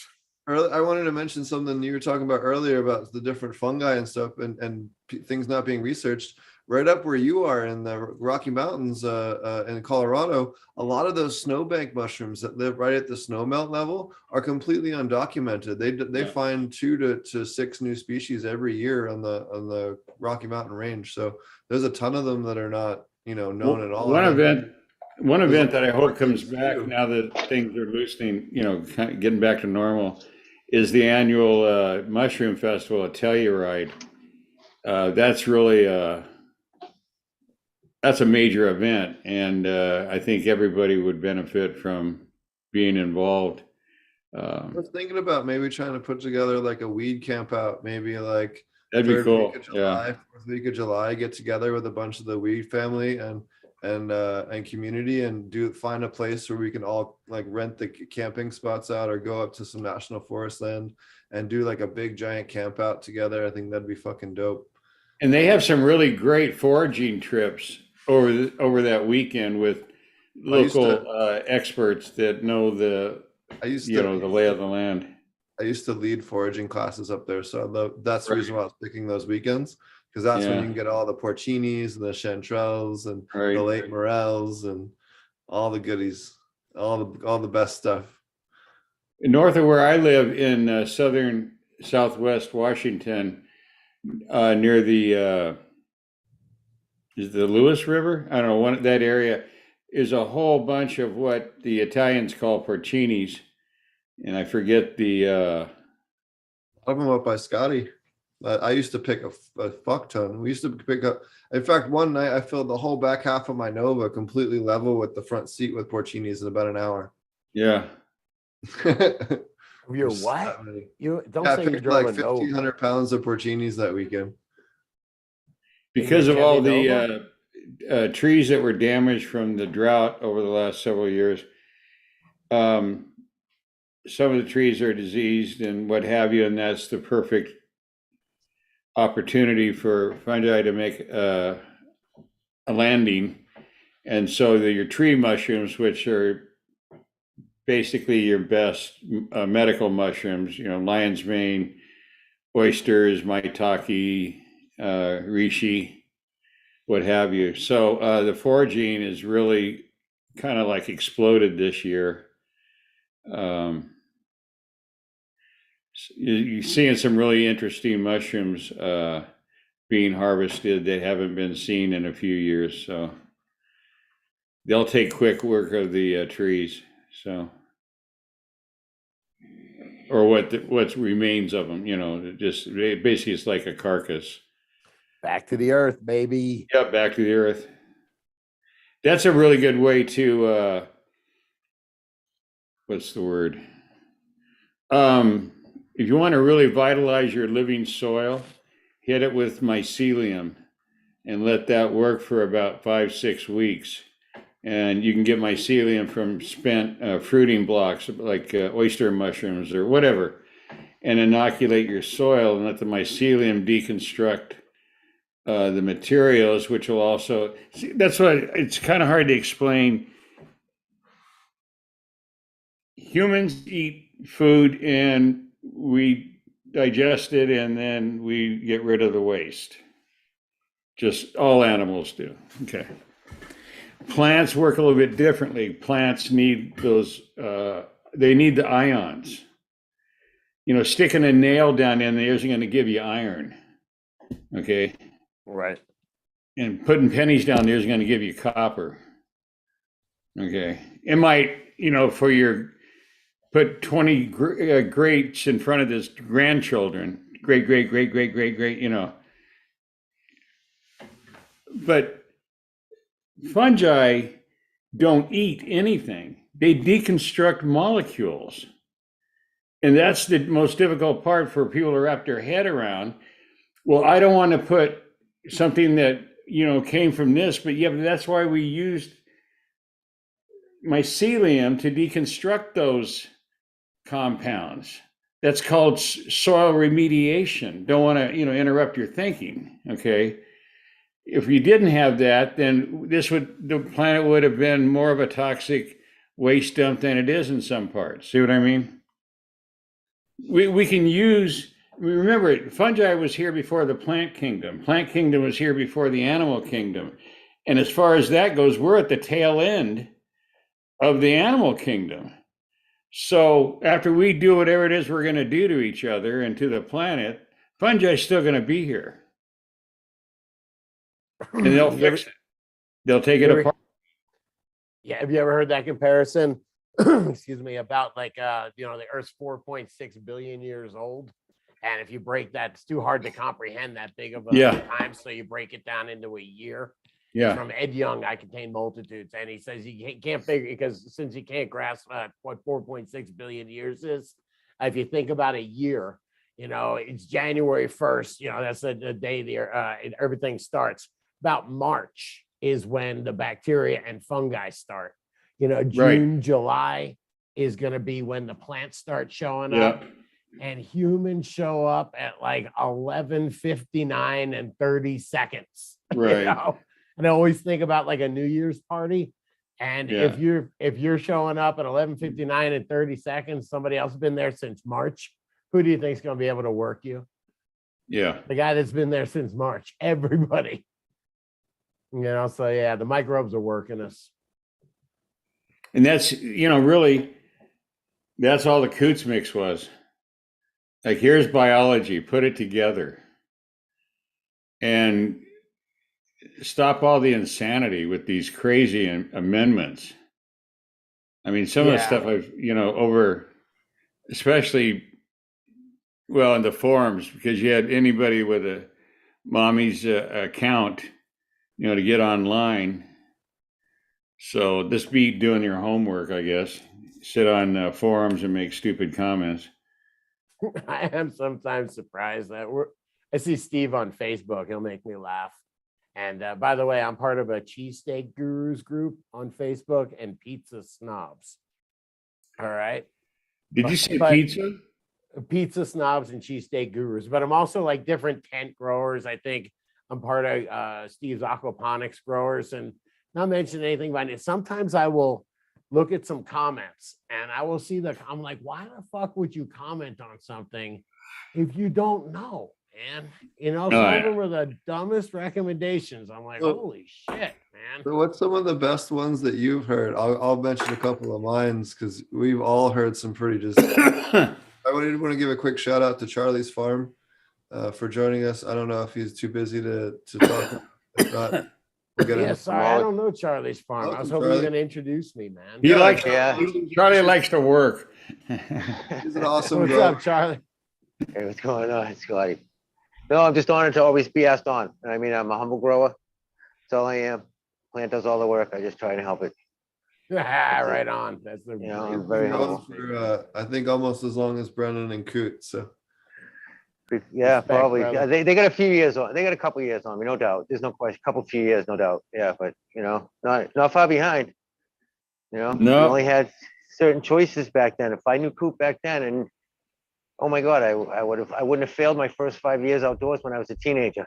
You know, there was a learning curve there. You know, probably 3 or 4 anyway. You know, so we got shit down a little bit. So, but it's great to meet you guys, man. This is fucking awesome. Yeah, really it's always a amazing. blast, and I'm honored, Steve. I mean, hopefully I can make it up to Maine, and I that's all that's on my mind. Making it up to see you guys, so hopefully I can make it. yeah, the region. Thanks for having me on. A blast for Yeah. sure. Definitely looking forward to meeting you for I sure. think I might be. I can do like a day. Everyone's saying go Sunday, but It's all good. You can get day tickets at the door. So right on, man. Right Yeah. on. Thanks. You run one hell of a show, Steve. This is cool. yeah, we got some cool people. He's a very experienced old school grower, and always like to have him on. He's on Fumidor's channel all the time at Chronic Table, and just another cool and very knowledgeable, experienced grower. So it's nice to have him. I know Brendan had one or something to mention. No, Second ago. it's just a cool chat. Check it out. You know, I mean, I think I'm gonna have to bail soon, unfortunately, man. back in the day, Promised the wife I would have dinner. variations have to. So I was going to go back and watch your interview, Scotty, with Mr. Silva. Sure. You got, Yeah, it's one of our contrary most to, popular, man. huh? It's one of our most popular. Yeah, he's got a big following. It's pretty insane. Are you guys friendly, or you're not friendly Oh, anymore? absolutely. Yeah. Oh, okay. I mean, yeah. Yeah. Anybody that writes me a check, I'm old school. Okay. What's that expression about getting your beak wet? Right. I'm not what do you call it? An opportunist, but I've made more than a few people well over $1 million individually, not accumulative. Sure. I know I made a lot of money for the American Malting Association. I know I made a shitload of money for the Acadian sea plants in Nova Scotia and their kelp meal. See who else? Well, I probably helped the basalt industry here in the Western States, so And the local farm store that's been around since 1938, that started Kiss Organics, Tad Hussey. He originally got all his materials from concentrates. Jeremy Silva, that's where he got started. I mean, all these guys, I gave them all here's where you get your aloe vera powder, here's where you get your this, and here's your that, and, have at it, go have fun.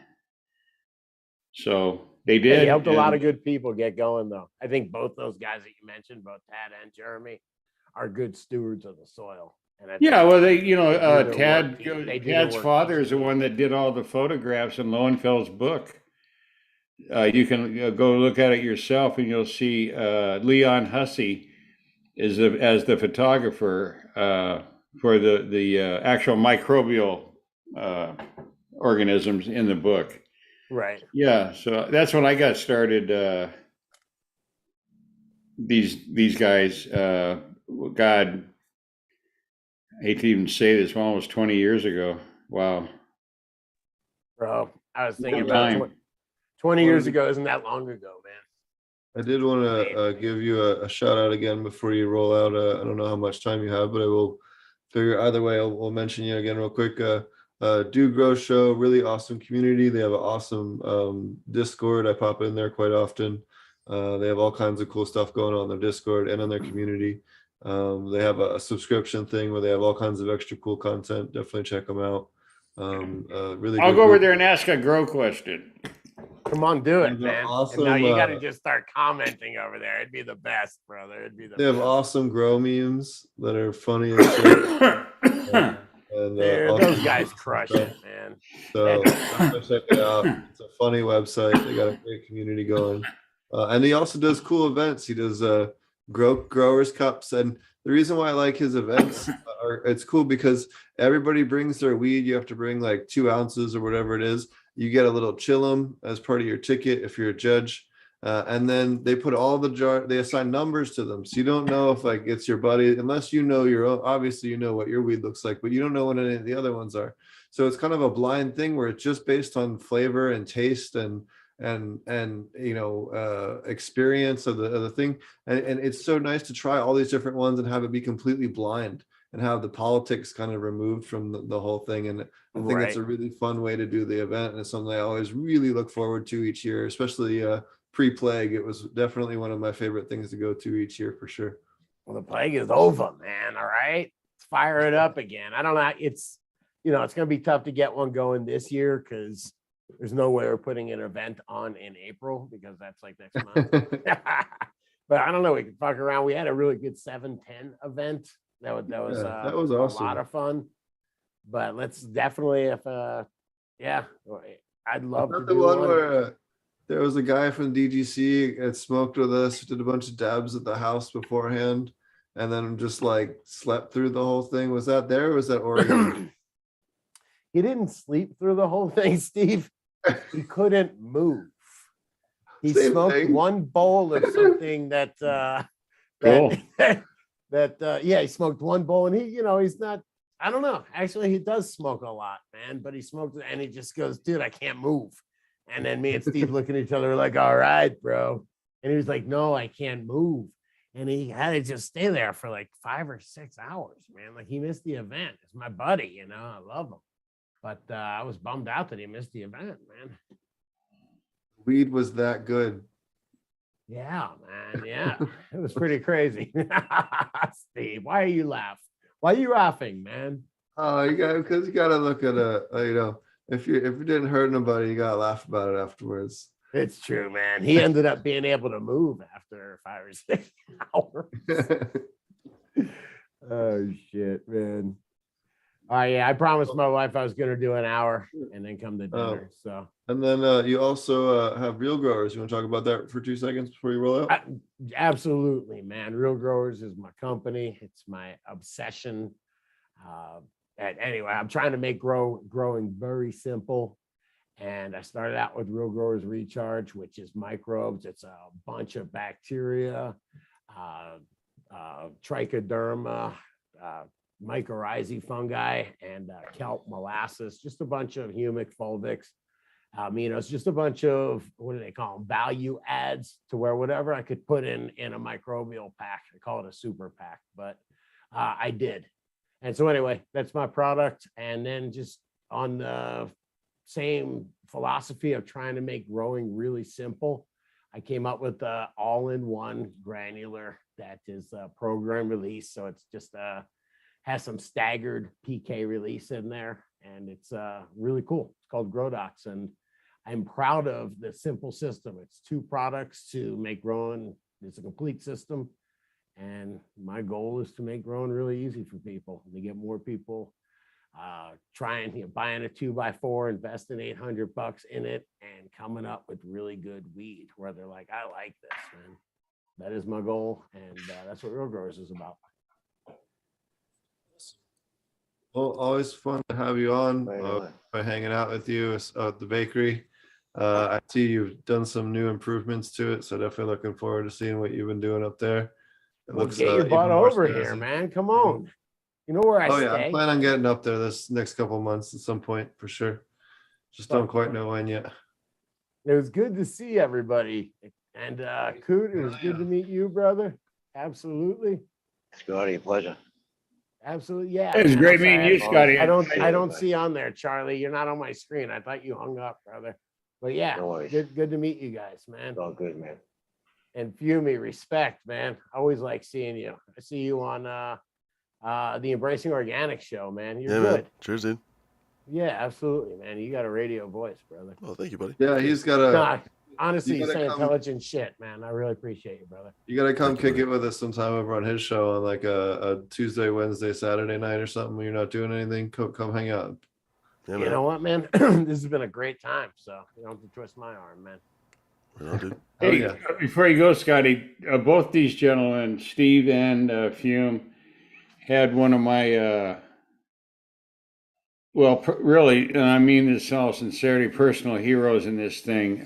Dr. Robert Foss, the founder of BioAg, the famous humic acid, and the first guy that brought the terms fulvic acid to the discussion. Yeah, there you go. Full power. You can see Oregon and California, you can't use the word fulvic. You can't use it in advertising. You can't use it in any kind of description. It's more complicated than you would care about, but they view it as a subset of humic, which technically it is. You have to isolate humic acid, and from that you extract the fulvic acid. That's the way Dr. Foss does it. Right. And anyway, so yeah, this guy wrote he was doing this work in 52 years ago, pulling humic and fulvic acids out of kelp. Is that amazing?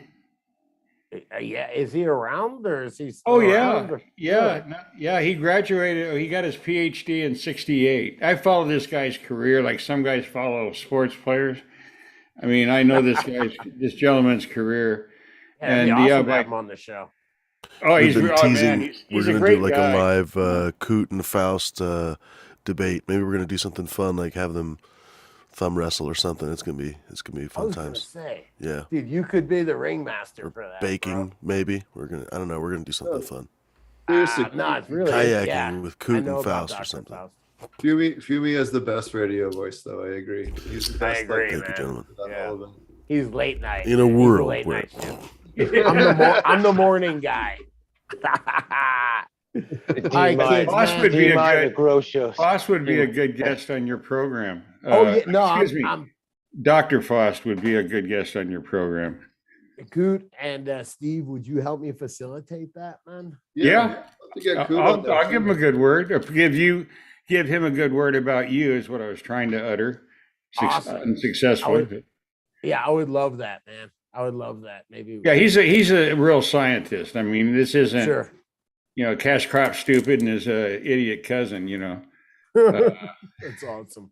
Well, I'll shut up and let Guru He's also talk then. actually related to the mythical Dr. Faust of German history, who supposedly sold his soul to the devil. I was Like, for gonna real, I ask asked him. that, He was like, bro. "Yeah, I looked it up on Ancestry.com." I actually am. I'll make sure to tell him you said that. He's a true. Do you think He it's was deep? raised in it. biodynamics, the German Demeter group. You know, the guys that bury the horn with yarrow flowers for a year under a full moon and do the Satan's dance in the middle of June or something. I don't know. I can't follow the whole thing, but mostly lack of interest. But yeah, anyway, so he's really like multifaceted in his knowledge. It's not just this little sliver. He's got this, he headed up the biodynamic farming group in Hawaii for like 10 years. No small job, you know. Yeah, there you go. What's his name? Anton LaVey, right? Yeah. Oh, The Satanist. so What funny. was his name? Anton LaVey? Yeah. Thank you. Yeah. Yeah. I had a friend in Laguna that took way too much acid in the late 60s, and he used to just get off on a rant about that guy for hours as something I was completely devoid of any interest in. Right. You know, we could have been talking about collecting coirs or something, you know, from the late 50s. Jesus Christ, man. Flintstones, man. Yeah, you'd like having Dr. Faust on. The guy knows what he's talking about. Yeah. There you go. I'm down. Yeah, if you could help me facilitate that, I would. Oh yeah, that'd be great. Yeah, no problem. Thanks, and maybe I can get you on the show too. Sure, I'll go on and I'll insult somebody for you. Excellent, man. I'll give you a list before we go on. No, I didn't mean personalities. I just meant groups. You know, I'm still trying to do this thing about worms eat this and worms eat that. Right. Yeah. Okay. Sure. You know. There's a body of work back about, 500 years, but don't let me interrupt your thinking, you know. Yeah, go ahead. Yeah, lay it on me here. Yeah, and then, that's awesome. So I was thinking maybe a fruit of the month, you know, everything's got to be tech. So my first foray was mangosteens. Mangosteen tech. You put it in your soil and the worms will eat it or something. I don't know, whatever. And then we could do fuck that avocado tech. I'm going for kiwi tech. Yeah, that's the new shit kiwis would be good. Kiwi tech. Which the actual precision. name, you know, that's see the size of an avocado. There's no way you can get that precision motility of the freaking angle of the dangle. You got to get the kiwi. Well, they look like chimpanzee testicles. That would be a good name. I'd feel bad for the chimpanzees though. No chimpanzees were harmed in the making of kiwi tech. That's right. You kids. In fact, we print that on the bottle of every. All right, brother. The bag of every kiwi. I'm 9,500, man. Hey, Fumi, read your message real quick on Zoom. Yes. Excellent, amigo. Appreciate the hell out of it, guys. You're welcome. Take care. Cheers, Scotty. Australian growing. Is Australian growing the guy you were talking about earlier? All right, Fume, I got a question for you before I screw up my camera. No. We were talking about Ozzy. Okay, sorry. Ozzy CC. No, I got a question for you. Thank you to Scotty for coming on. Be sure to check out Dude Grows Show and realgrowers.com. Scotty is always for sure. Great dude. Come on the show again. Also, his show is part of the reason why this show exists. So shout out to Scotty and Dude for real. I've been watching them for years. Hell yeah. Constant, you know what I mean? They're pretty much the biggest name in cannabis content in streaming. Yeah, and they're great guys. Yep. They're really relatable, you know? Definitely down to earth.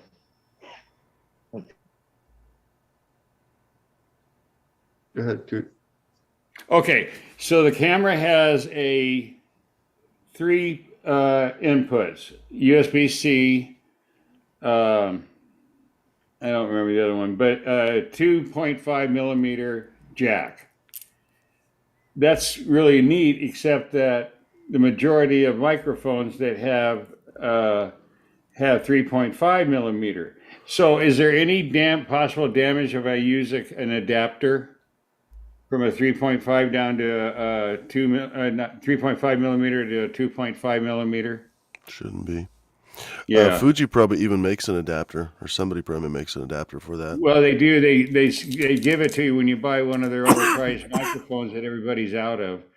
I mean, I'm talking Adorama, I'm talking B&H Video, I'm talking Amazon. Nobody's got the goddamn thing. So I found the adapters.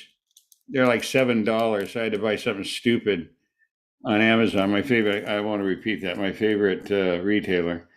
Get it the next day. So, hey, fuck it. Jeff's got more money than I got, I don't care if it costs him money. That's true. All right. But anyway, so that was my only concern. You should call him Mr. Penile Rocket Man. Yeah, I know. No? Hey. All right. So, I'm still trying to figure out how I can sell something for $700 a gallon and not have to tell anybody what's in it. That's my goal. $700 a gallon of water. For what, silica? No, every time I go to the grocery store, I used to. It's proprietary. A friend of mine used to manage the local grocery store. I guess now that I think about it, another friend manages the same grocery store. But anyway, long story short, I used to hang out every once in a while, just shoot the shit as one does at the grocery store, right? What are you gonna do, right? It's like the local watering hole or whatever. We would joke like, it's kind of a morbid joke, I guess, but we would joke that basically, by the way, this is not like thief advice or something. We would joke like, they have shoplifters, and the shoplifters would just basically steal something that was kind of close to the door, and it was never valuable. It'd be like a bag of soil or whatever, it'd be a bag of like nutrients. It's like $15, whatever. And we would always joke because like seriously, like we're right behind the counter or right next to the counter, not obstructed by a fence or security guards or anything else. We're like liter jugs of silica, liquid silica that cost like $1,000. Seriously, like $1,000, like retail. They were rather like a gallon sometimes would be like $1,500 or $2,000. Can you imagine walking out with a jug that's $2,000? I mean, first of all, you open it up as a thief and you're like, the fuck is this? They probably think that there's gold in it, right? Or ground up Rolexes, as I joke. But no, not even Rolex, just literally silica. Yeah, $1,500 jug. When I was managing those stores, one of the stores in Brockton was right across from the methadone clinic. And when it was bad weather, they'd come in, till the place opened in the morning. And they used to try and steal the $300-400 bottles of the advanced nutrient shit. Those big fucking 2 liters or 2.5 liter, whatever the hell they are. I mean, whatever the hell. Grows your plants for 1.5 days. One dude got me for a brand new Nanolux when the Digis were first coming out. And Nanolux had a pretty good friggin' brand. They were like, $700, $800, $750, I think, for 1,000 water with the boost. And the guy got away with it, man. I noticed it like 2 minutes after he left. I'm like, wait a second, we only had 4 of those. Now there were 3. Can you understand why I've turned down? I mean, not just turned down, but abrupt stop to any ideas about putting my name on a bag of soil? Yeah. I mean, you should put your name on something expensive, Coot. What's fancy? Whatever it is, it'll sell. Swiss watches. That'd be good. Yeah. What else? What do you enjoy but you don't really want to pay for? That's what you should put your name on. Nothing. I've done Yachts. all the stupid Coot shit. approved yacht. He'll approve your yacht. I made fortunes and lost fortunes. It was a real roller coaster. I would totally endorse yachts, Coot, just saying. Like, throwing it out there. Like, if someone needs the Fumidor endorsed yacht, just give me a yacht. I'll endorse your yachts. I could do, the one thing I could do, because it would appeal to any kind of grower. Hydroponics, some goofy, soil mix they buy over at Walmart or, Target or whatever, or living soil. And I showed you guys when you were here, those soil science, the really heavy duty, they call them air pruning pots in the trade. The roots hit the side of the wall of the container and they stop growing that way, and now they fill in. So you end up with more root mass, which is their benefit. That's the benefit that you get on a commercial, because the more air you can get into the root zone, the faster your plants will grow. That's a fact. And if I'm not mistaken, too, Coots, right? Cuts, clones, they don't, obviously they don't have a taproot, so they actually, their roots initially grow laterally. So they're going to go to the side of the pot first. So the root air prune itself, and it creates, so even for a clone, it's even better. You should check them out, because I've used, all I was the one that introduced small smart pots, 15 years ago on IC Mag.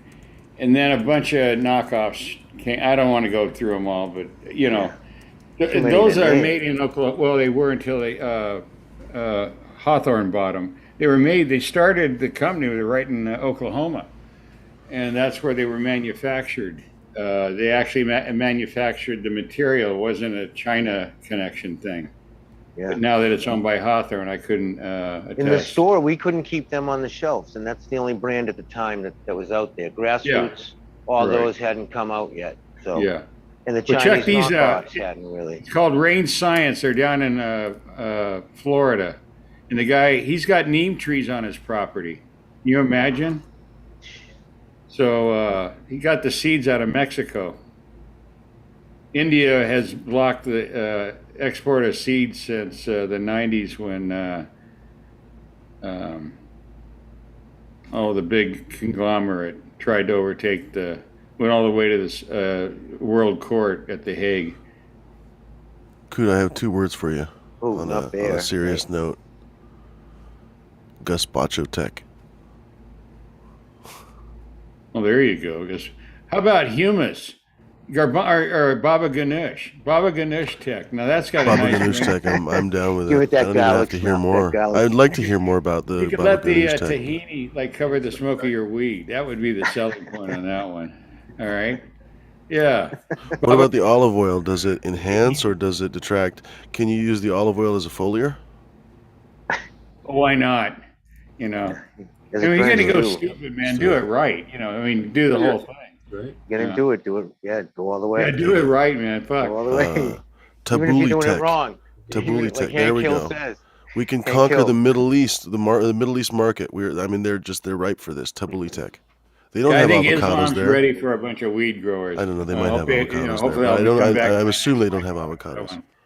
Yeah. They grow a lot of weed in Morocco and Afghanistan and Lebanon. They're mostly Islamic, right? No, I'm talking You about see? this deal.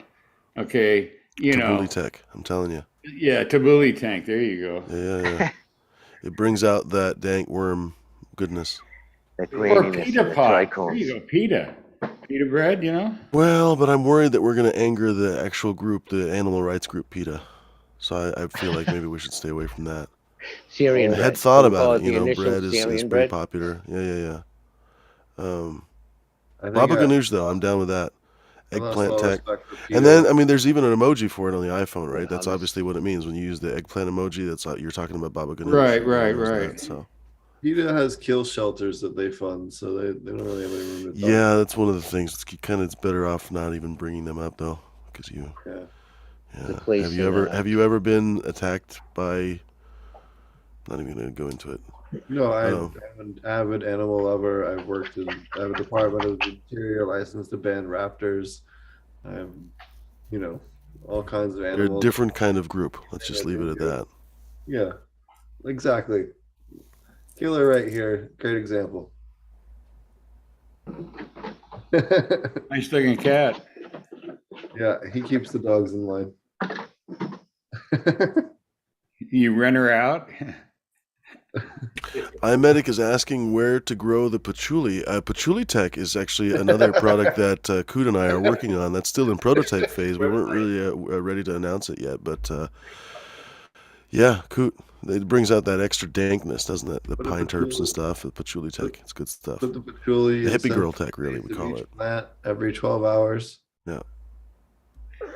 Patchouli was used. Magchampafoliar. Okay, patchouli was used in my youth. So we're talking 53 years ago. And you would spread it around your car in small drops and it would cover up the smell of cannabis. So if you got pulled over, because you were going to jail, it wasn't like today. 4 seeds in your floorboard and you had serious legal problems. I still can't believe that they knew what kind of seed it You know what was. we used to use Like, that's too? some serious Was botany. the Banaka For real, Blast. That Banaka mouthwash blast. That stuff that's super strong. Oh, yeah, Banaka. Yeah, you Yeah, had that. Banaka And Blast. Visine. Yeah. Visine There was always. this whole ritual you went through that when you Yeah. smoked this crappy weed rolled up in yellow papers, yellow zigzags, Yeah. weed straw. I used to keep Jarum clove cigarettes in my club box in case I got Yeah. pulled over. You light one of them up, that'll smother anything. A Including friend of the mine borrowed his mom. This was at that time was not a norm. She had a '67 Volkswagen Beetle, and they had these little tiny ashtrays. And so he had a license. He didn't steal it. He took it on a Friday night, and the next morning she's waking him up wanting to know why there's so many wood matches in her ashtray, because he was using it to smoke hash. You know, so driving. Sorry. I remember We that. weren't very bright. You know. Needles. My parents used to see a needle in through the cover of a magazine, and be like, "What the hell? What the hell is this? Somebody's gonna kill themselves or put it through their hand because we forget to take the needle out while smoking out of the glass." You should have played him Neil Young, "The Needle and the Damage Done." Right. It's one of my favorite songs, actually, by Neil Young.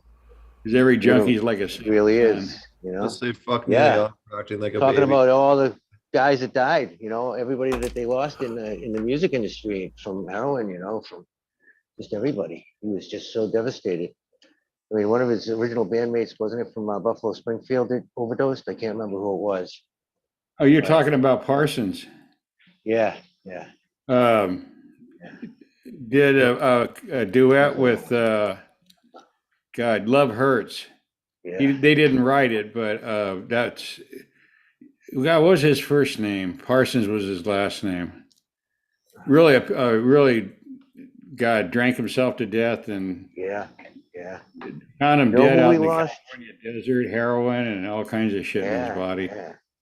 We lost that dude from Chicago early too. Chicago was one of my favorite bands back then. And that dude, Old timer from the old what's his name? The lead guitarist there. Overgrow. Yeah. Yeah. He just died today or Saturday. Yeah. Oh my God. I was old timer too. This would have been like circa 98, 97. And that was the board that later, that's how Gypsy Nirvana got the keys to the front door of IC Mag. That he was, anyway, that's another story from another time, you know, another generation. For anyone wanting to know more, I have the only interview he's ever done that's full length on the show, on episode 88 or something like that, 87. Oh. Right after, it was like 3 days after he beat the DEA case. Wow. It was like the week or two, like right after. I thought that the Brits would roast him. See, that's where he lived and was based. But yeah, that was a wild case. No shit.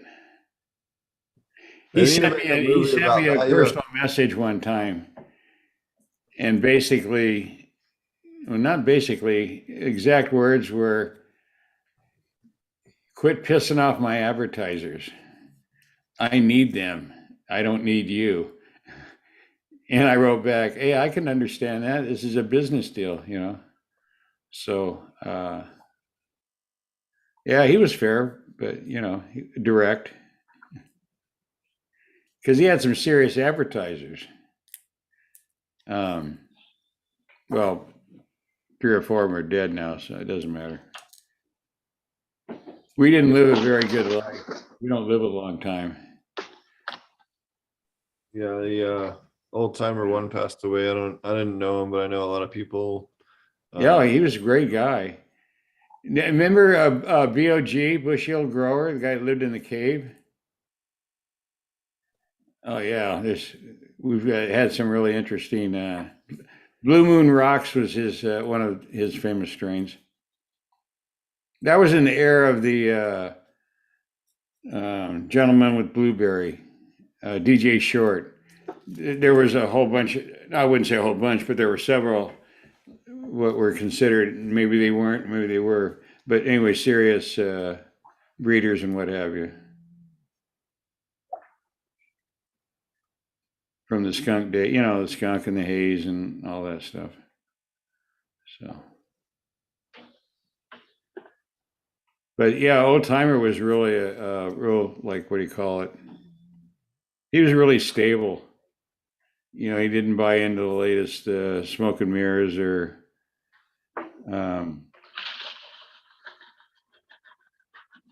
you know. I always found to be really helpful, and I had written an article at that point that appeared in Sensimilla Tips. I know you interviewed him, Tom Alexander, his publication, and then he had Growing Edge for several years. Tom Alexander was in our first 100 episodes, I think. Yeah. So anyway, Old Timer knew me from that. That article I wrote about old seeds. You know, whatever. What have you been up to, Fumi? What have you been up to in the garden? Just banning a troll who's trying to start shit. I don't understand. Just a moment as I ban the guy. There you go. I don't know. People are always trying to start shit on our channels, and I'm just like, why? Why are you trying to start shit on these channels? That's not about it. Like, it's so easy to ban them too. Like, I used to care about it. Now I'm just so dispassionate about it. It's so fucking funny. Like, they try to rile you up, and it's just like, why? Why would you talk about that kind of stuff? Talk about happy shit. Talk about fun stuff. Talk about weed. Talk about sunny days. It was a nice sunny day today. I had a really great pizza today. I had a pizza margarita. Beautiful. Just a cheese pizza, but it's just so freaking simple, so good. Wood-fired cheese pizza. Mwah. Chef's kiss. You know? From where? That kind What's of your place? What's your place? Oh, there's all kinds of places. That was actually a new place. I can't even remember the name of it right now. It's just some wood-fired place here in town. I'm a pizza snob. Yeah, I'm a man. real pizza Oh, it was so good. I got the best news for you since you live What's that? At what used to be, they operated under the name Cash and Carry. That was part of United Grocers, and then they were bought out now by U.S. Foods, called Chef's Table, and it's open to the public, but you get whatever. Anyway, so in the United States, it might be North America. I don't know about that, but I do know in the United States, we rate our flour by the percentage of protein. So all purpose is like 10. These are rounded numbers. All purpose is 9.5 to about 10.5. And then high gluten flour or bread flour, the names, you can call it whatever you want, comes in like at 12.5 to 13.5. Okay, so that's how we do it in this country. In Italy, they go by the fineness of the mill. So a chunky is a number 2, and when you get down to 00, it's like baby powder, and that's the preferred flour to make pizza is 00, 00, not O like typing O in a word. Okay, so they're carrying the Neapolitan pizza flour. It's 00, and get this, it's unenriched, so they haven't fucked with it. So there's not going to be any off flavors. It's just strictly milled wheat, and that's it. And get this, you only have to buy it in 25-pound bags. It's like $13 and something. So if you want to learn how to make really, really good pizza, you want to use the best flour you can get your hands on, and you can look that up yourself. That's the one you want, is 00. And usually people are not paying attention to what Coot is trying to do. Coot is a little bit like Mephistopheles. We were just talking about Dr. Faust. So Dr. Faust sold his soul to Mephistopheles.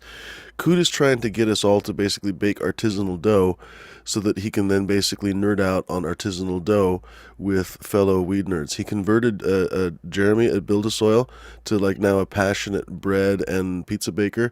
Now he's literally trying to do it. He doesn't think we notice.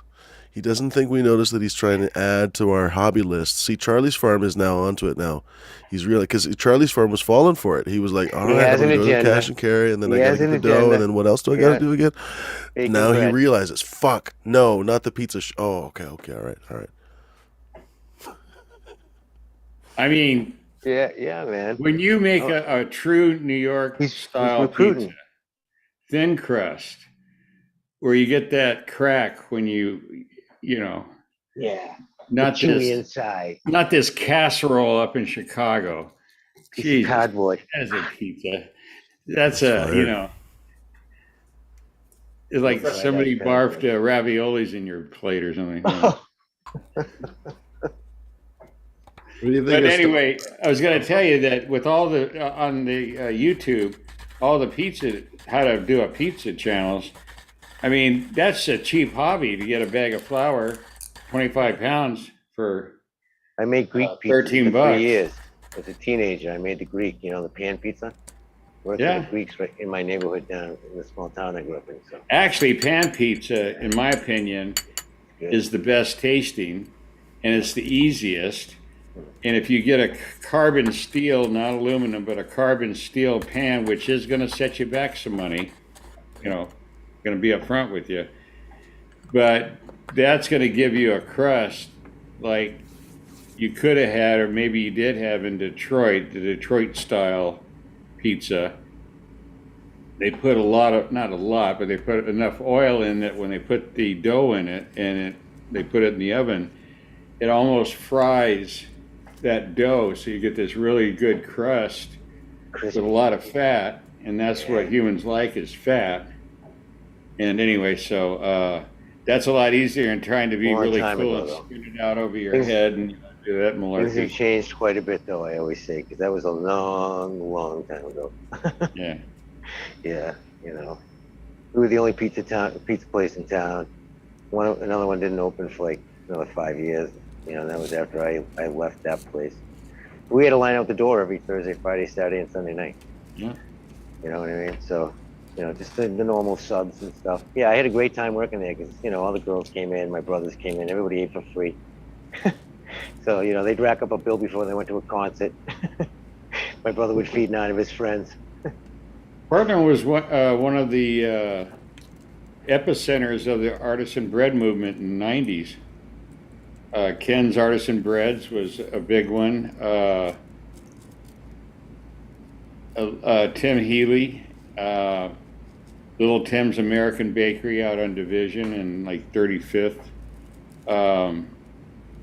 This is where it started. It was Portland, Seattle, and San Francisco. That was like the when the history of the artisan bread movement in America is written, it'll be those 3 cities that were not that it isn't all across the country now, probably even in Tulsa. You know, I'm sure there's artisan bakeries, but we have one around here, Coot, called When Pigs Fly. That's the local one, yeah.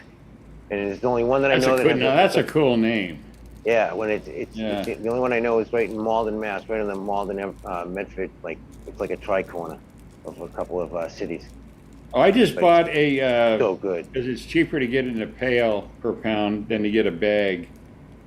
So that whenever you order wheat online, you want to get it in a pail because they get charged less by the carrier. In this case, UPS, whatever. Anyway, it's the oldest wheat. It dates back about 7,000 years, and it hasn't been hybridized ever. Called Einkorn. That's the German name. EIN. It doesn't have gluten, does it? I think. Well, it has gluten that hasn't been fucked with. Huh. And so we're not talking celiac disease, but we are talking about people that have gluten intolerance. Find that eating the heirloom, and there's only 4 or 5 heirloom wheats, spelt Kamut, which is Coruscant, Emmer, the Italians call that farro, and then this einkorn. And it doesn't even look like wheat. Now, and here's a reason why it will never be a big crop. It would take at least 2 kernels of einkorn to even come close to red wheat that is grown for bread around the world. I mean, we're the world supplier for wheat. We're the only ones that have the real estate. So, unfortunately, the prices they say are going to go up now because of the Russia-Ukraine thing, because they produce about 25% of the wheat worldwide. Yeah. Especially they produce most of the supply that goes to Africa and stuff. So actually, there might be some, honest to God, famines in Africa. Here's another one. Shit. But think about how it'll grow once with all the blood of the Russian soldiers that they're just mowing down. Oh trees. man, there was a badass video today with the Ukrainian women. They're all lined up with masks so no one can recognize them and stuff. And they've got their guns and shit. And this one woman in the front is like, "We've taken our children to a safe place. We're joining our men. We're gonna fight you. We're gonna for every single house and baby and eat for every barn you fucked up. We're gonna hunt you like rabid dogs." It's badass. Holy shit, they're not fucking around. Ukrainians are not to be played with. Zelensky was in his office today, the official president's office today with a video. Right. That's right, literally giving Putin the dude. finger, giving Putin the finger. Those people are dug in, and if he brings in those mercenaries, they say they're going to dig even They'll more. kill him They're again. gonna be, they're hostiles. You kidding me? They're estimating 500,000 Ukrainians armed. 500,000, they say. That's why they've been Dude, able it's to. kind of hilarious. I think a lot of people don't realize. Do they remember Vladimir and Klitschko? Sad. Vladimir and what was his brother's name? Anyway, world heavyweight boxing champions. Vladimir Klitschko is literally the mayor of Kiev. That's awesome. And he's not an idiot either. Like he's Right. super fucking smart. He's out there every single day. He's like, "We're literally gonna fight to the last man." Just today, he was basically like, "We're gonna fight you to the death." Da da da da. Yeah. They're not going to give up. They're totally different. They just can't believe that it's happening. They're still in shock, half of them. You know what I mean? I mean, it's just, oh my it's God, absurd. they have family, they have friends, they have, it's almost like a symbiotic relationship they've had, friendly to an extent, but to families. Yeah, they cross borders. Of course they do. It's like a civil war almost. They can't believe their brothers coming over here to kill us. Oh yeah, man. Charlie, I couldn't imagine. Charlie's farm. Do you want to show us a little bit about your grow there, or give us a little walkthrough? I don't know. Yeah, they need a desperate water, but we'll definitely take a peek. Sure. Yes, that's what you got. Let me put this on the full And screen. I'll try to. You can see they kind of need here. Oop. What happened?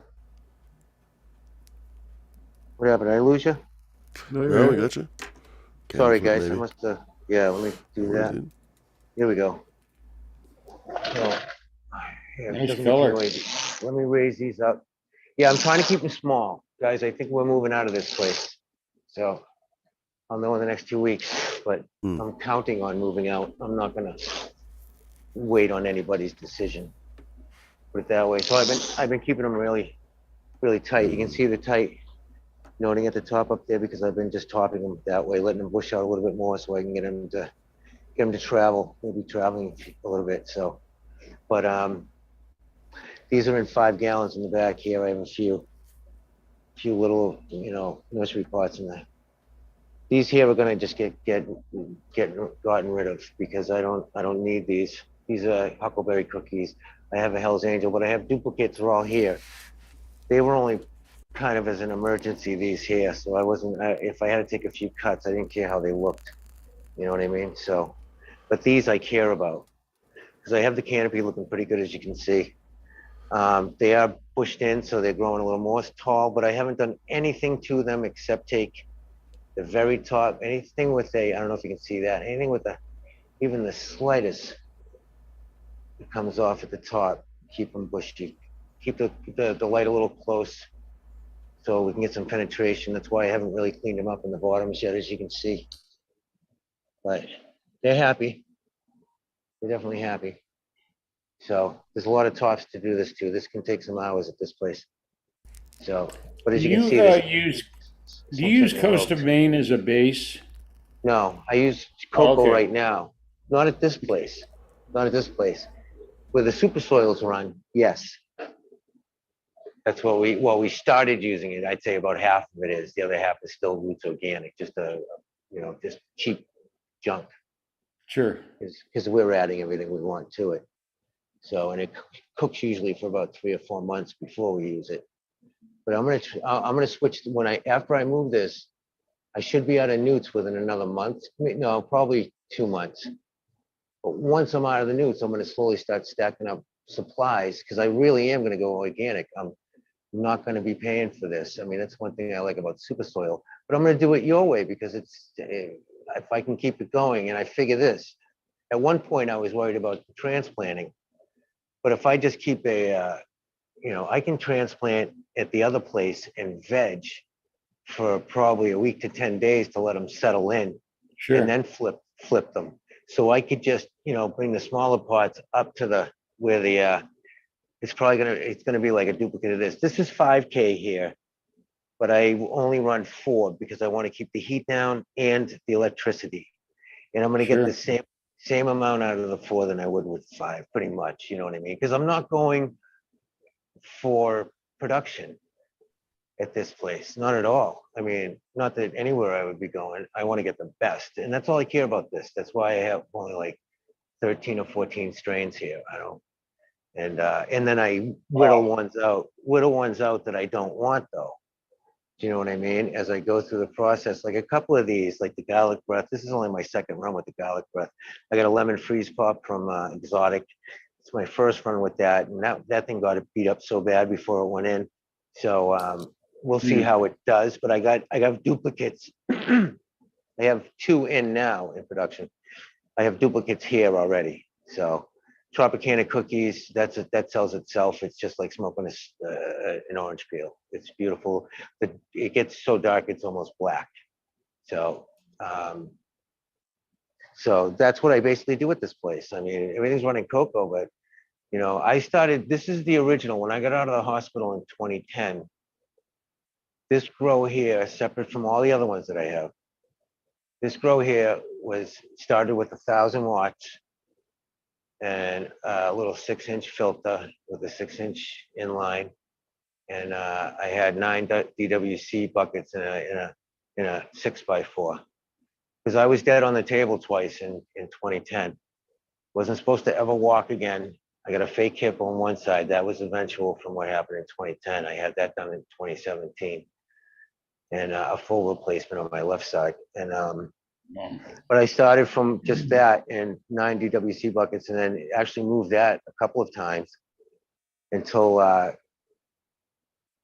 20. Here's my advice. 2012 at this place. 2012 at this place. Yeah, because I've always had a garden, always though, Coot, my whole life. It was Become a broker. From the age of, from the year of the end of 2009, then obviously in the hospital 2010. As soon as I got out 2011, I got a loan, started, just got the Zowie, and then just moved it up, this grow in particular. The other ones, once I had somebody, they had money that they wanted to, I don't want to say any more than that, but so anyway, but yeah, this is why I can't stream from the other ones, and I don't want to, but this one here in particular is my baby. This is where I can pick and choose anything that I want, just for me and for my baby. Nice looking plant. Yeah, I just can't wait to get off the salts. I'm really sick of pain. I've been running Canna now. I don't run them hard. I do not run them hard. Anybody that runs full strength, first of all, to begin with, of any nutrient solution is a fool, period. Yeah. I don't care what kind of salt you're buying. If you're running them full strength, and you just literally just go to the sink and pour it down the friggin' sink. I use it about maybe a quarter to a third on the Canna newts. I give them just what they need. I got a good recipe, and it's very light. In flour, I add the Floralicious Plus for its kelp and some fulvics. The full power, obviously, for the humics and the fulvics, and then I have molasses, just in flour, not in veg, obviously. A milliliter a gallon, that's it, of the organic blackstrap. Whole earth. I only use the whole earth. Any other just general commercial shit will not only will it smother your roots, but it will discolor if you're in DWC or any kind of unbuffered medium, if you want to say it that way. Like your roots are just bare, you know what I mean? So, but yeah, Scott, sorry. Something that would benefit everyone if they're going to use molasses is to understand why it's called unsulfured and not desulfured. Right. And in that lies the key to making better decisions. How's that? Sure. So if we reduce down to its base minimum, I could make a good argument that honey would be a better material to use perhaps than is Honey's good too. unsilvered molasses. Yeah. And anyway, I'll leave it at that.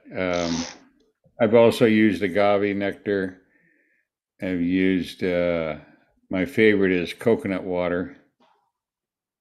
And anyway, there you go. Yeah. Coconut water is the least expensive. You buy that at Costco, organic. I got a 6-liter. So that's what, 1.75 gallons, I guess. The coconut? And it was like $16. I mean, just the canned stuff? No, it's in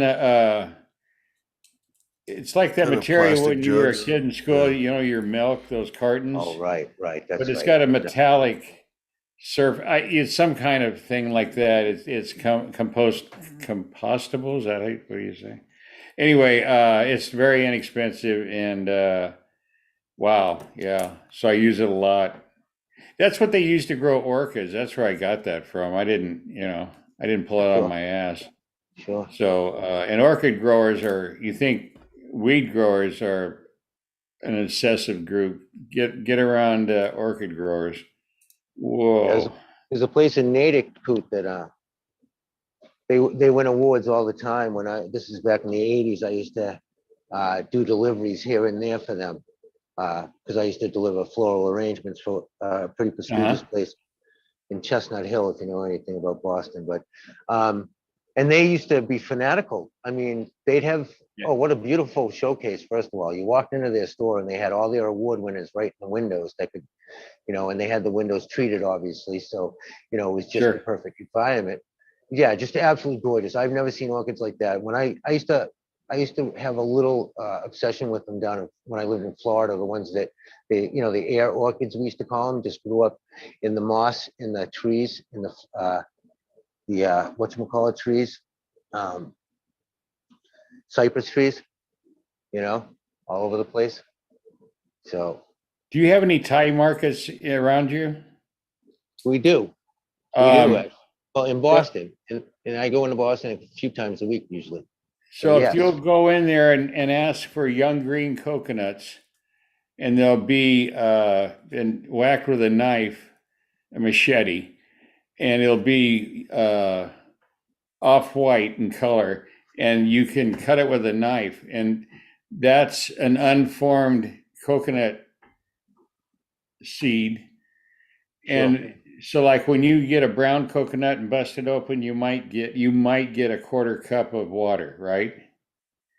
But in a young green coconut, you can get almost 2 cups.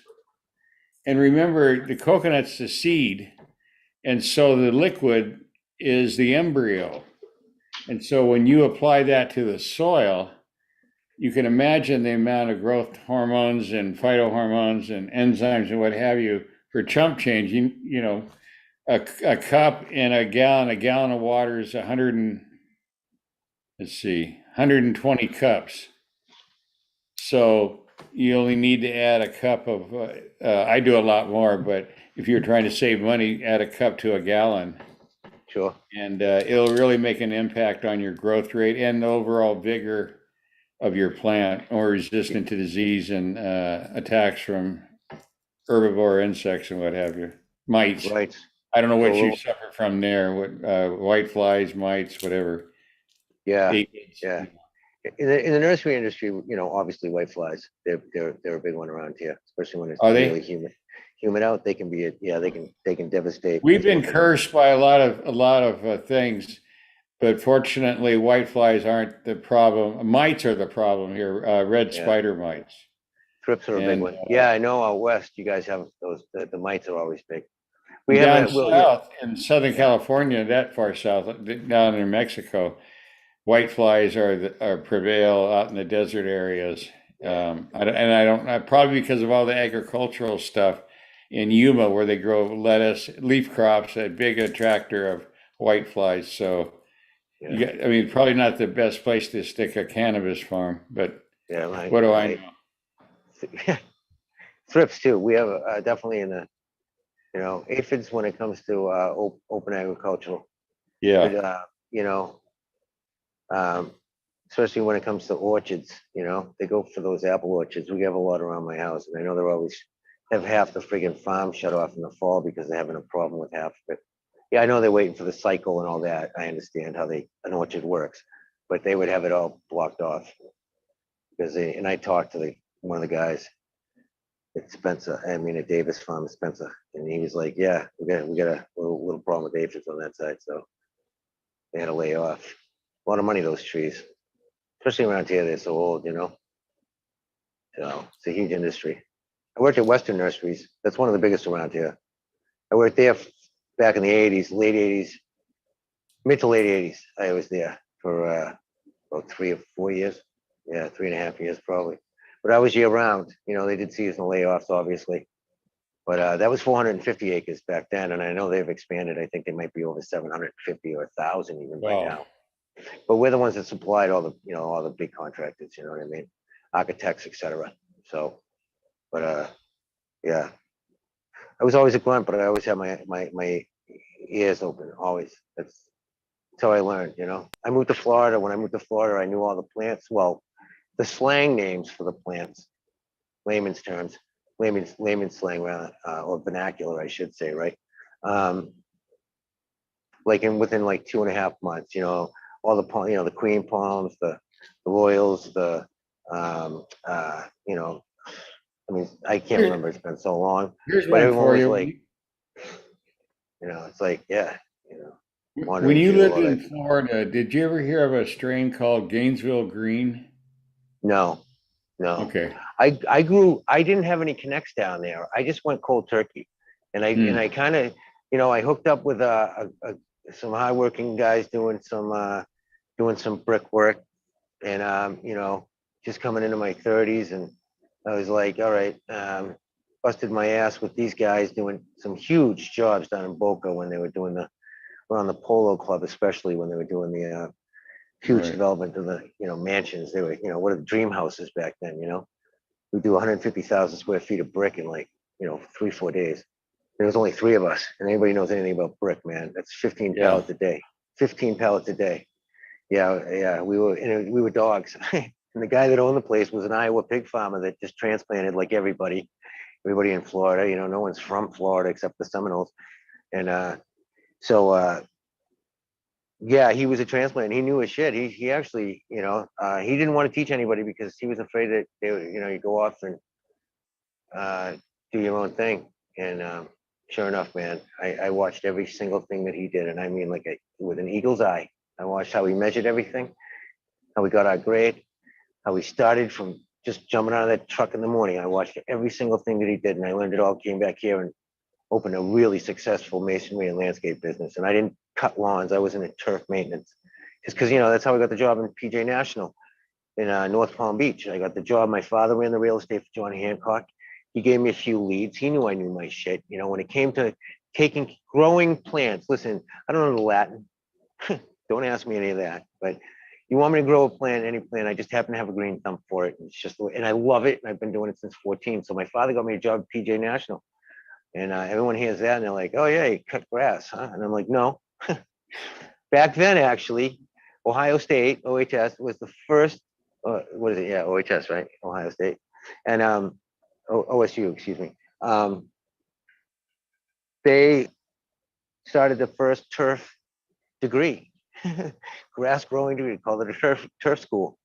And 4 guys kind of ran that, which was, it was kind of a joke back then. That, you're actually going to school to learn how to grow grass. But I didn't realize when it comes to a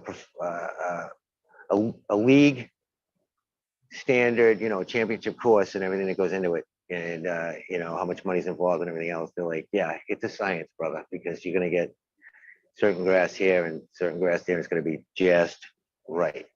It's where the seniors championship is played every year at the time. So, but I took care of all the formal gardens, man. I had 18 holes. I had 18 T signs I took care of. They were my babies. I had all the water hazards. I didn't take care of the water, but I did all around a lot of the water hazards. all the ornamental grasses, et cetera, you know, a lot of bougainvillea back then, because they would just, you know, grow like vines and cover everything. So, but anyway, I don't know why I'm babbling about this, but you just got me thinking about, I guess, my life. I did want to give a shout out to Fumi. He had to take off, but you can find him over at Fumidor on Oh, the Flavors. Sorry, this is what I was Tuesdays, going to say.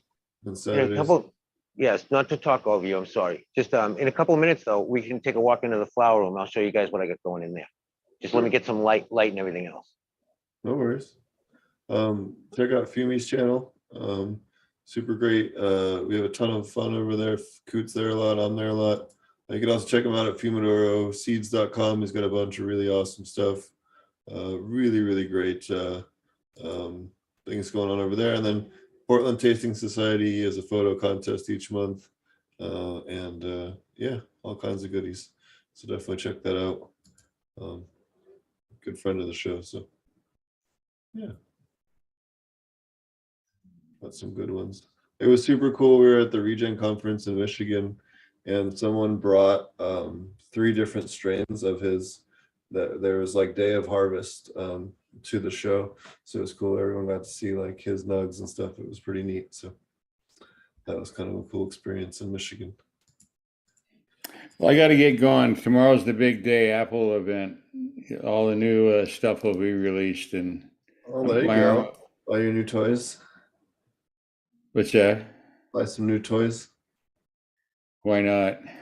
So, well, thanks for coming on, man. Always enjoy having you. Oh, yeah. That was great. Good meeting Scotty. Yeah. So, appreciate you coming on. Jeremy spoke real highly of Coot. Cheers, man. I want to get Jeremy. He did a long interview with the gentleman and got to present what his thing's about. So, you know, pretty successful guy. I want to get Jeremy on my show sometime. It'd be fun. Yeah, he's quite it's amazing what he's built in this a relatively short period of time. Got his own mixing operation, a big giant facility for growing microgreens. He services restaurants and grocery stores in the Western Colorado area. So anyway, you guys have a good evening, and thanks for the invite. Yeah, thanks for coming, man. Cheers, Coot. Tell Charlie goodbye. Peace, buddy. We'll check out your flowering room. And then, yeah, we can go in real quick. After that. Yeah. Unless you want to save tomorrow night. You want to save when the lights are on? We get on early enough. That's Around up to 10. you. Whatever you want to do. Yeah, we I can go think in real quick. show it off since you showed us the other part already. Yeah. Do some work earlier in there, so a little cleanup on the floor, lollipop and a couple of things. I'll do that as soon as I get off with you guys. The other ones, some of the other ones in the other room definitely needed water. I think you guys saw that. Thirsty. Yeah, green light's on. Let me switch the camera. There we go. Actually, have to get the ladder up. Hold on one sec. Let me get the ladder and see what talks. These things are monsters. These are the old mothers that I put in. The tomato cage. I got to stake them in the next couple of days. This may be the last one of this place. Yeah. All right, stack them in the back. I stack these on 2 lights in the back. And then I lower these first 2 lights. We got huckleberry cookie right in front of us. Oh, let me flip this side. That's very good. There we go. Get that out of the way. Got some hot cookies right there. Let me see if I can get that. Yeah. Is that like week 2 of flower or something? Actually, they're gonna these start late, man. These are almost on week 5. We'll be on week 5 starting tomorrow. Same with the GMO right here. Stacking pretty good though. You know, it's got a good stretch. I could have lollipopped them a little bit more. There's another couple more over there. But that GMO I didn't even see. It's going right into the light today. So I have to move that. But that's some more cookie there. And then right here, these are the ones that went in kind of stressed. These were the, this is the apple water. And then the lemon freeze pop right there from Exotic. And I just cleaned them up in the bottom. So I said I got all that stuff in Florida for you. I have them raised. I have them raised so that they can reach the light. So I don't know if you see it on the light. Yeah. Got them on buckets, and I have those risers that I used to have when I had a recirc DWC system in here when I first came in here in 2012. So, but I got rid of that almost. I did one run and got rid of that. I went to DWC, and then I didn't want to keep the environment that dialed in because we know how temperamental that can be. So that's when my hip started going in 2014. So I went to Coco. And it was now, so they're stacking pretty good though. They're looking good. They're healthy. They're happy. You know, they were in these 5-gallon pots for a good, geez. And they have a good stock on them too. They're starting to really. They opened up as soon as they got in here, but they must have been on these pots for a good. Looking good. They're still wet. They don't need to be. I'll give them a good dry back. I'll give them a really good dry back. I'd say a good 70, 80% sometimes. Sometimes I'll push in. The blueberry fuel that I have in here does not like water at all. It actually, so I'll give it a serious dry back, especially when it's finishing, and it will absolutely just blow up in the last 2 weeks. No, I don't give it any flush because I used to. I think everybody else probably, but I don't give it a flush now. I got a heater there. I got an 8-inch, or I think no, actually it's a 12-inch intake up there. I got a triple XL 6-inch sunlight systems or whatever the hell it's called. These things must be close to 10 years old. Yeah, I've had these since I've been in here. So this is my 10th year here. Then I got a splitter there, and then it just goes in. I got 2 6-inches that are pulling it. So I pull, I don't push. So always. Let's see what the temps are right now and humidity. I got the D Huey sitting right there. The temps are, yeah, a little high, 87. 87, humidity's down to 44, I think I saw, or 40. It's gonna cycle in a second. Can you guys see that? Yeah, 40. So it's running a little high because we had a warm day today. I can actually shut this heater off. We had a really warm day today. It was 63, which was, obviously unseasonably warm. And it looks like it's going to drop 20 degrees tomorrow to 43 during the day. So it's going to be a 20 degree differential. So usually the nights are colder. So I throw the heater on. I'd rather have it too hot than too cool in here. D. Huey does a good job. It's not hooked up to anything anymore. I used to have it back there with the, sorry, I got something on my screen. The CO2 in the back there. I got CO2 in the back there. These are root balls I got to get out from the last harvest, which was like, 5 days ago. So, and I keep those to the side. Before I take things down, sometimes I keep them off to the side for the last week. I don't give them direct light just so that their terps don't get really fried.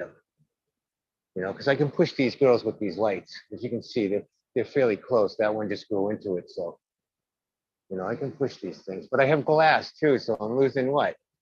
10% right off the bat or something? So,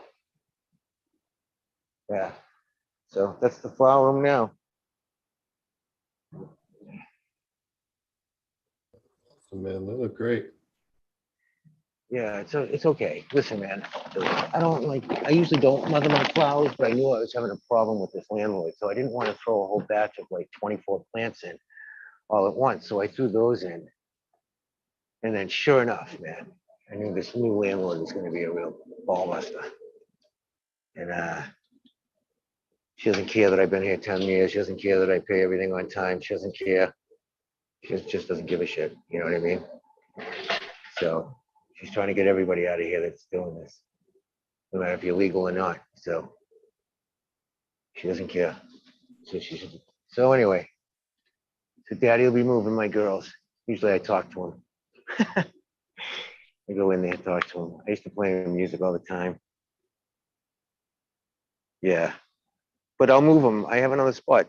I got all the bells and whistles all set. I got a 6-inch Xfinity fan for an intake, going through a microbial scrubber before it gets to the room, and it's too small. So I got a 10-inch or AC, what are they called now? AC Infinity. Mhm. Yeah. So I have a can. I can't remember what the size. It's a big one. Well, it's a medium sized one, put it that way. For my outtake, I'm gonna get another one just to scrub the air while it's in there, just to give it a good circulation. And 4 open winged Thowies. So with quantum dimmable digital ballasts, brand new. They've only got, they only have 2 runs out of them, so they should do well. And I'm gonna do Coot's mix. I'm gonna just go organic. The other thing too is the market around here. It's getting so competitive because, you know, I hate to say it, but the Southeast Asians, man, they're blowing it up with, you know, 50, 60 light rooms, and then going around and just trying to dump it for dirt cheap. It's nothing special, but you know, it hits the whole market hard. That's the way it's been for the last, you know, because I keep my finger on the pulse around here of exactly what's going on with the market. It's one of my big things that I keep my, you know, so I got to pay the bills. So, but yeah, so I got a backup. So I figure sooner rather than later, if things pan out, oh well, I have some plants here. I'll throw them in the plow. I'm not bringing them all with me, obviously. So, but I'll bring quite a few.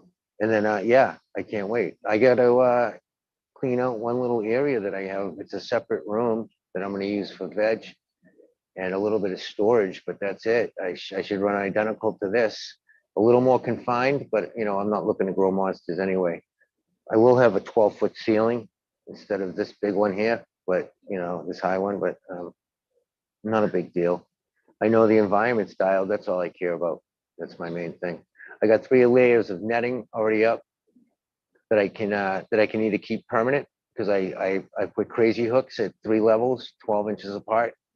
So 3-inch netting. So that's why I'm thinking, you know, I could get away, you know, with this place, you know, going for using the flower room for, you know, a 2-week veg if I did it, you know, grew them down in the other room and then brought them up, plopped them into their new shoes and just reuse that soil every single time and just dig a new hole. So, and I'm really psyched about that, to be honest with you. Super soil stuff is good. You know, the other stuff that we grow is okay, but it's still not the living soil, because there is that, even for people that know really good weed, and that's what I want to have. You got to have that step of that one above. It doesn't matter if everybody doesn't notice it. There are going to be certain people that are important that notice it, and that's what matters. They're going to know the difference. So, and that's at a larger scale too. I'm not just talking about, you know, people that, you know, just want it for their head to smoke. You know what I mean? So that's where the direction's going now. So Your grow is awesome, and I appreciate you taking the time to walk us around. yeah, no worries, man. It's my pleasure, and I'll take you a walk around the other place too, as soon as I get settled in there, for sure. Hey, I'll just keep, if I get it going, I'll keep both places going. I don't know about that, but I'm already worn down with the other places. But I'm always wanted, Stephen. I mean this. I have so much respect for you and what you do. You put so much time into it. I wish I had the same amount of time that I had, that you had to put into it, because you're a real huge asset to this community. Just like Coot, you know what I mean? Yeah, just a huge asset for me. Just everybody that does these shows, you see the people that show up all the time, you know, in the chat, and it's always shout out to chat. But yeah, just putting these events on. I know how it's not easy, man. My you know, my first common law wife that passed away, that's what she did. She was an event planner, and she did it for some pretty big places. And then Fidelity One, she used to be the personal assistant to Ned Johnson, who is the founder of Fidelity, and she's put on huge events, man. And she said it was just such a pain in the butt. That's why she got paid such good money. That's all I know. So props to you to scheduling and just coordinating everything. And you know, yeah, I've been trying to book everything out 3 or 4 episodes at a time now. If anybody's been paying attention, you can go to the YouTube and see who the next couple of guests are. On Thursday we have Jackson Gross from UC Davis, Took me a minute to remember. I'm super excited to talk to him. I always love talking to him at the Aquaponics Association conferences. We always jam out on sciencey stuff. So it'll be a really cool episode. He's a really smart guy and is working on a lot of really cool stuff. So I'm excited to have him on the show. And then also want to give a shout out to Brendan and Spectrum King. They just launched this light today, the Phoenix 680. And it is awesome. We just got one. Really cool light, really lightweight. Folds in half, which is super cool. So like you get it and then it unfolds to get to your 4x4. So super neato. And then also it's cheap. It's only $679, and it's got really good specs on it. Really good light output. If you're running at 12/12, it lasts about a dozen or more years. So pretty awesome stuff. 5-year warranty on it, and it's water resistant, just like the other lights are. So That's a nice check light. it out. Yeah, no, it's great. Lower profile light, covers the 4x4 area, and yeah. Yeah, it's not hitting that 800, 900 number for the price either. Yeah. That makes a big difference. Yeah, Yep. 680. Yeah, hell yeah. And, put really good PPFD output for the wattage for sure. That's the next thing I'm going to do with the other place is OEP, the next investment. But yeah, check that out. We'll be Crazy. reporting back on it. So yeah, definitely stoked to try a new light from them. All right, I'm going to call it quits, Steve. All right, man. Thanks everybody. Hey, Thanks come on for in. other Have a people. good night. I want to learn Brendan, more have about. a good night, my friend. And good work on the light too, man. I've been watching Spectrum King channel for literally, I think it was one of the first channels I ever subscribed to on YouTube. Just was because you were showing weight in your lights, and I got hooked. So I've watched you advance over the years, man. You've done some nice work, man. Congratulations. Well deserved. Steve, I'll see you tomorrow night, maybe. Cheers. Yep. Peace. Peace. And you guys can find me at Growing with Fishes on your favorite podcast app, or on basically all of them. You can also check me out over at apmjclass.com. Marty and I have a huge online course if you're looking to check that out. We have tons of cool information and guides on all different types of topics you can imagine. And it's all laid out and organized in a easy to understand course. We also have live sessions each month and everything else, so you can ask questions if it's something that we don't cover. We'll, if you email us, we'll make slides for it and go over it with you in that time. If not, we'll answer it as best we can during that time. So it kind of gives you best of both worlds, where you have access to the content 24 hours a day, and you still kind of get that hands-on stuff. If you have a question about your grow and you're growing, you can show us what you got going on and what we're taking the class and all that kind of stuff. So it's a really great time. And then apmjnewts.com, NUTES, if you're looking for nutrients.